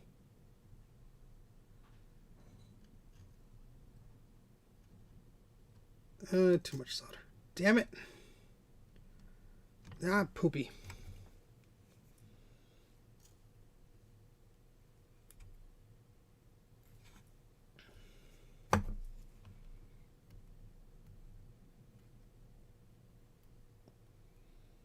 These tweezers are barely holding on. Where's my other pair?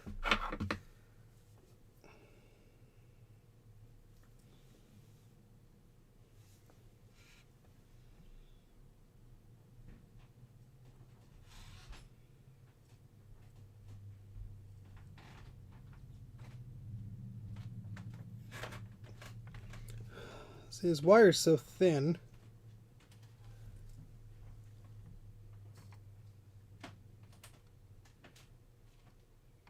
That it tends to have a mind of its own. Ah, poop. Did I just undo that? Shoot.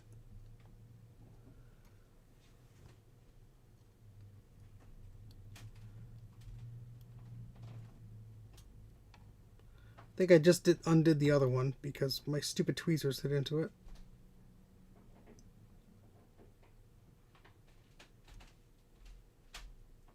I think that's connected. I think that is too. Well, no hurt in giving it a try, huh?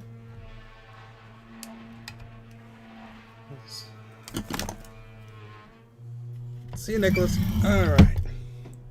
Well, either it does nothing or it does nothing.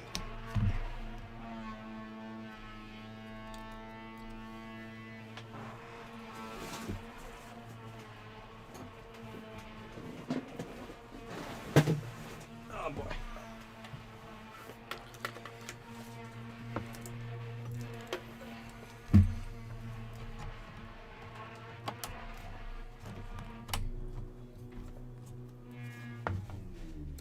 Well, now that's the vacuum, not the blower. She's upgraded. Alright, let's turn this off. Turn this off. Which plug is this plugged into? Okay.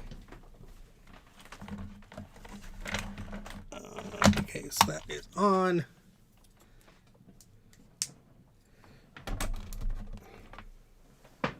Need a speaker.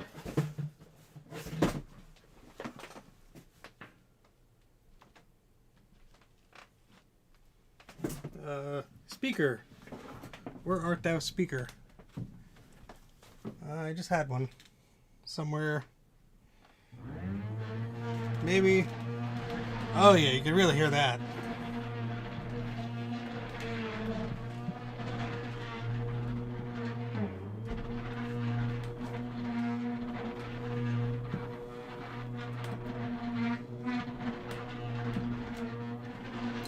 I misplaced all my crap. Surprise, surprise. Here's a speaker. I'll use this one. Sorry. Oh boy. If I tell her to stop, I'll really be in trouble. Is there the other type that will fit in without me busting this thing?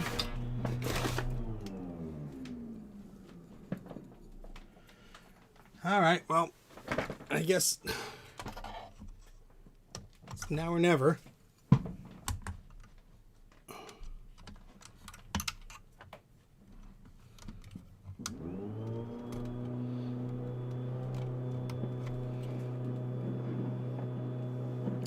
They'll wait till the vacuuming stops. It's an old house. Unless someone wants to buy me a new one. This is what I'm stuck with. Alright, I'll turn the reset switch on. And, see if anything happens. Nope.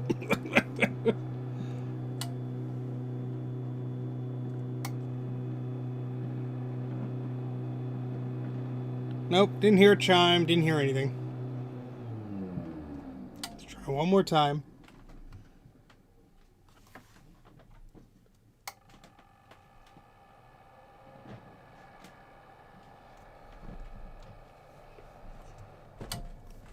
If I remove the memory, do I get a different thing?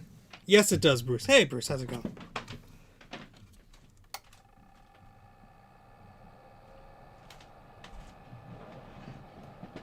No. I will have to Dremel into that chip to make sure we're making a good connection, but that's unfortunately that's about the time that I have today to mess with this thing. As you could tell, vacuuming is occurring upstairs, which means people are coming over soon, and I gotta help clean up. But I know how much all of you love hopeless projects, so I'll try and beat my head against this client's 840AV another time.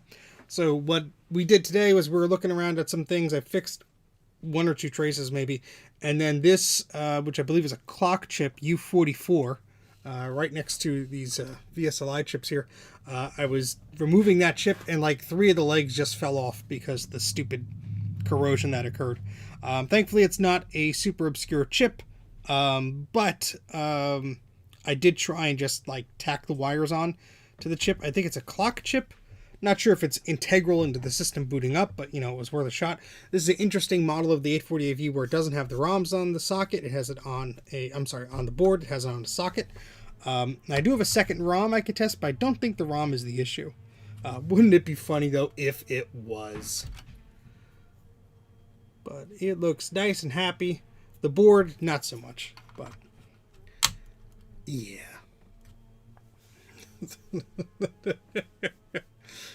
Hey, Elemento.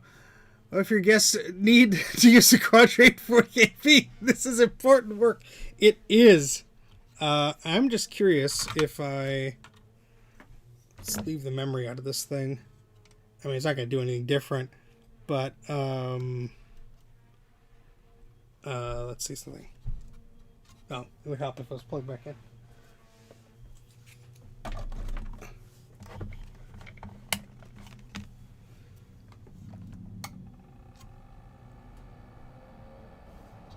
Just want to see if the processor gets warm. I forget on this.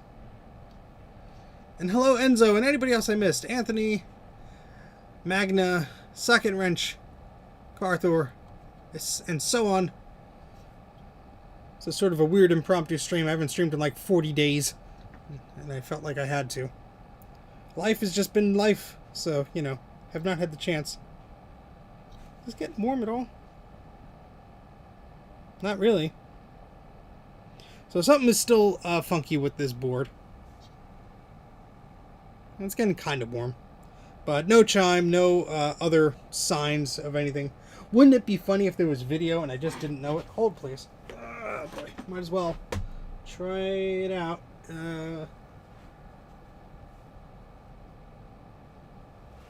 Get my cable.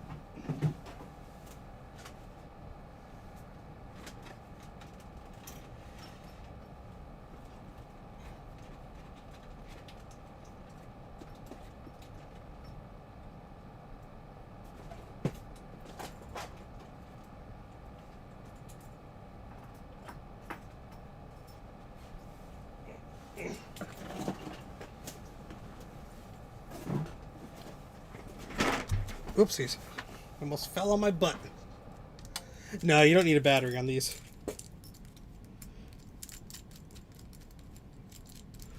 Alright, let's plug that in. I doubt we're going to get anything. I'm just curious because, you know, stranger things have happened.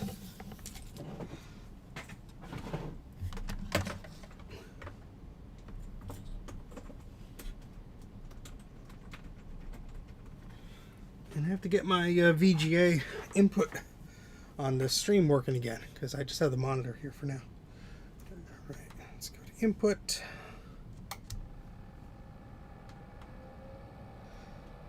No signal. I don't expect one.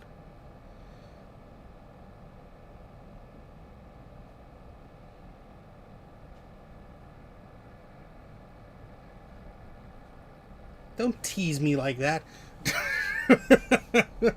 Monitor's like, I'm gonna go into sleep mode without telling you.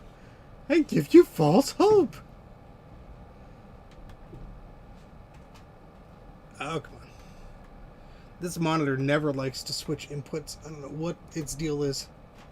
It could be that I just hot wired a power supply to the back of it because the original power supply was lost, but, you know.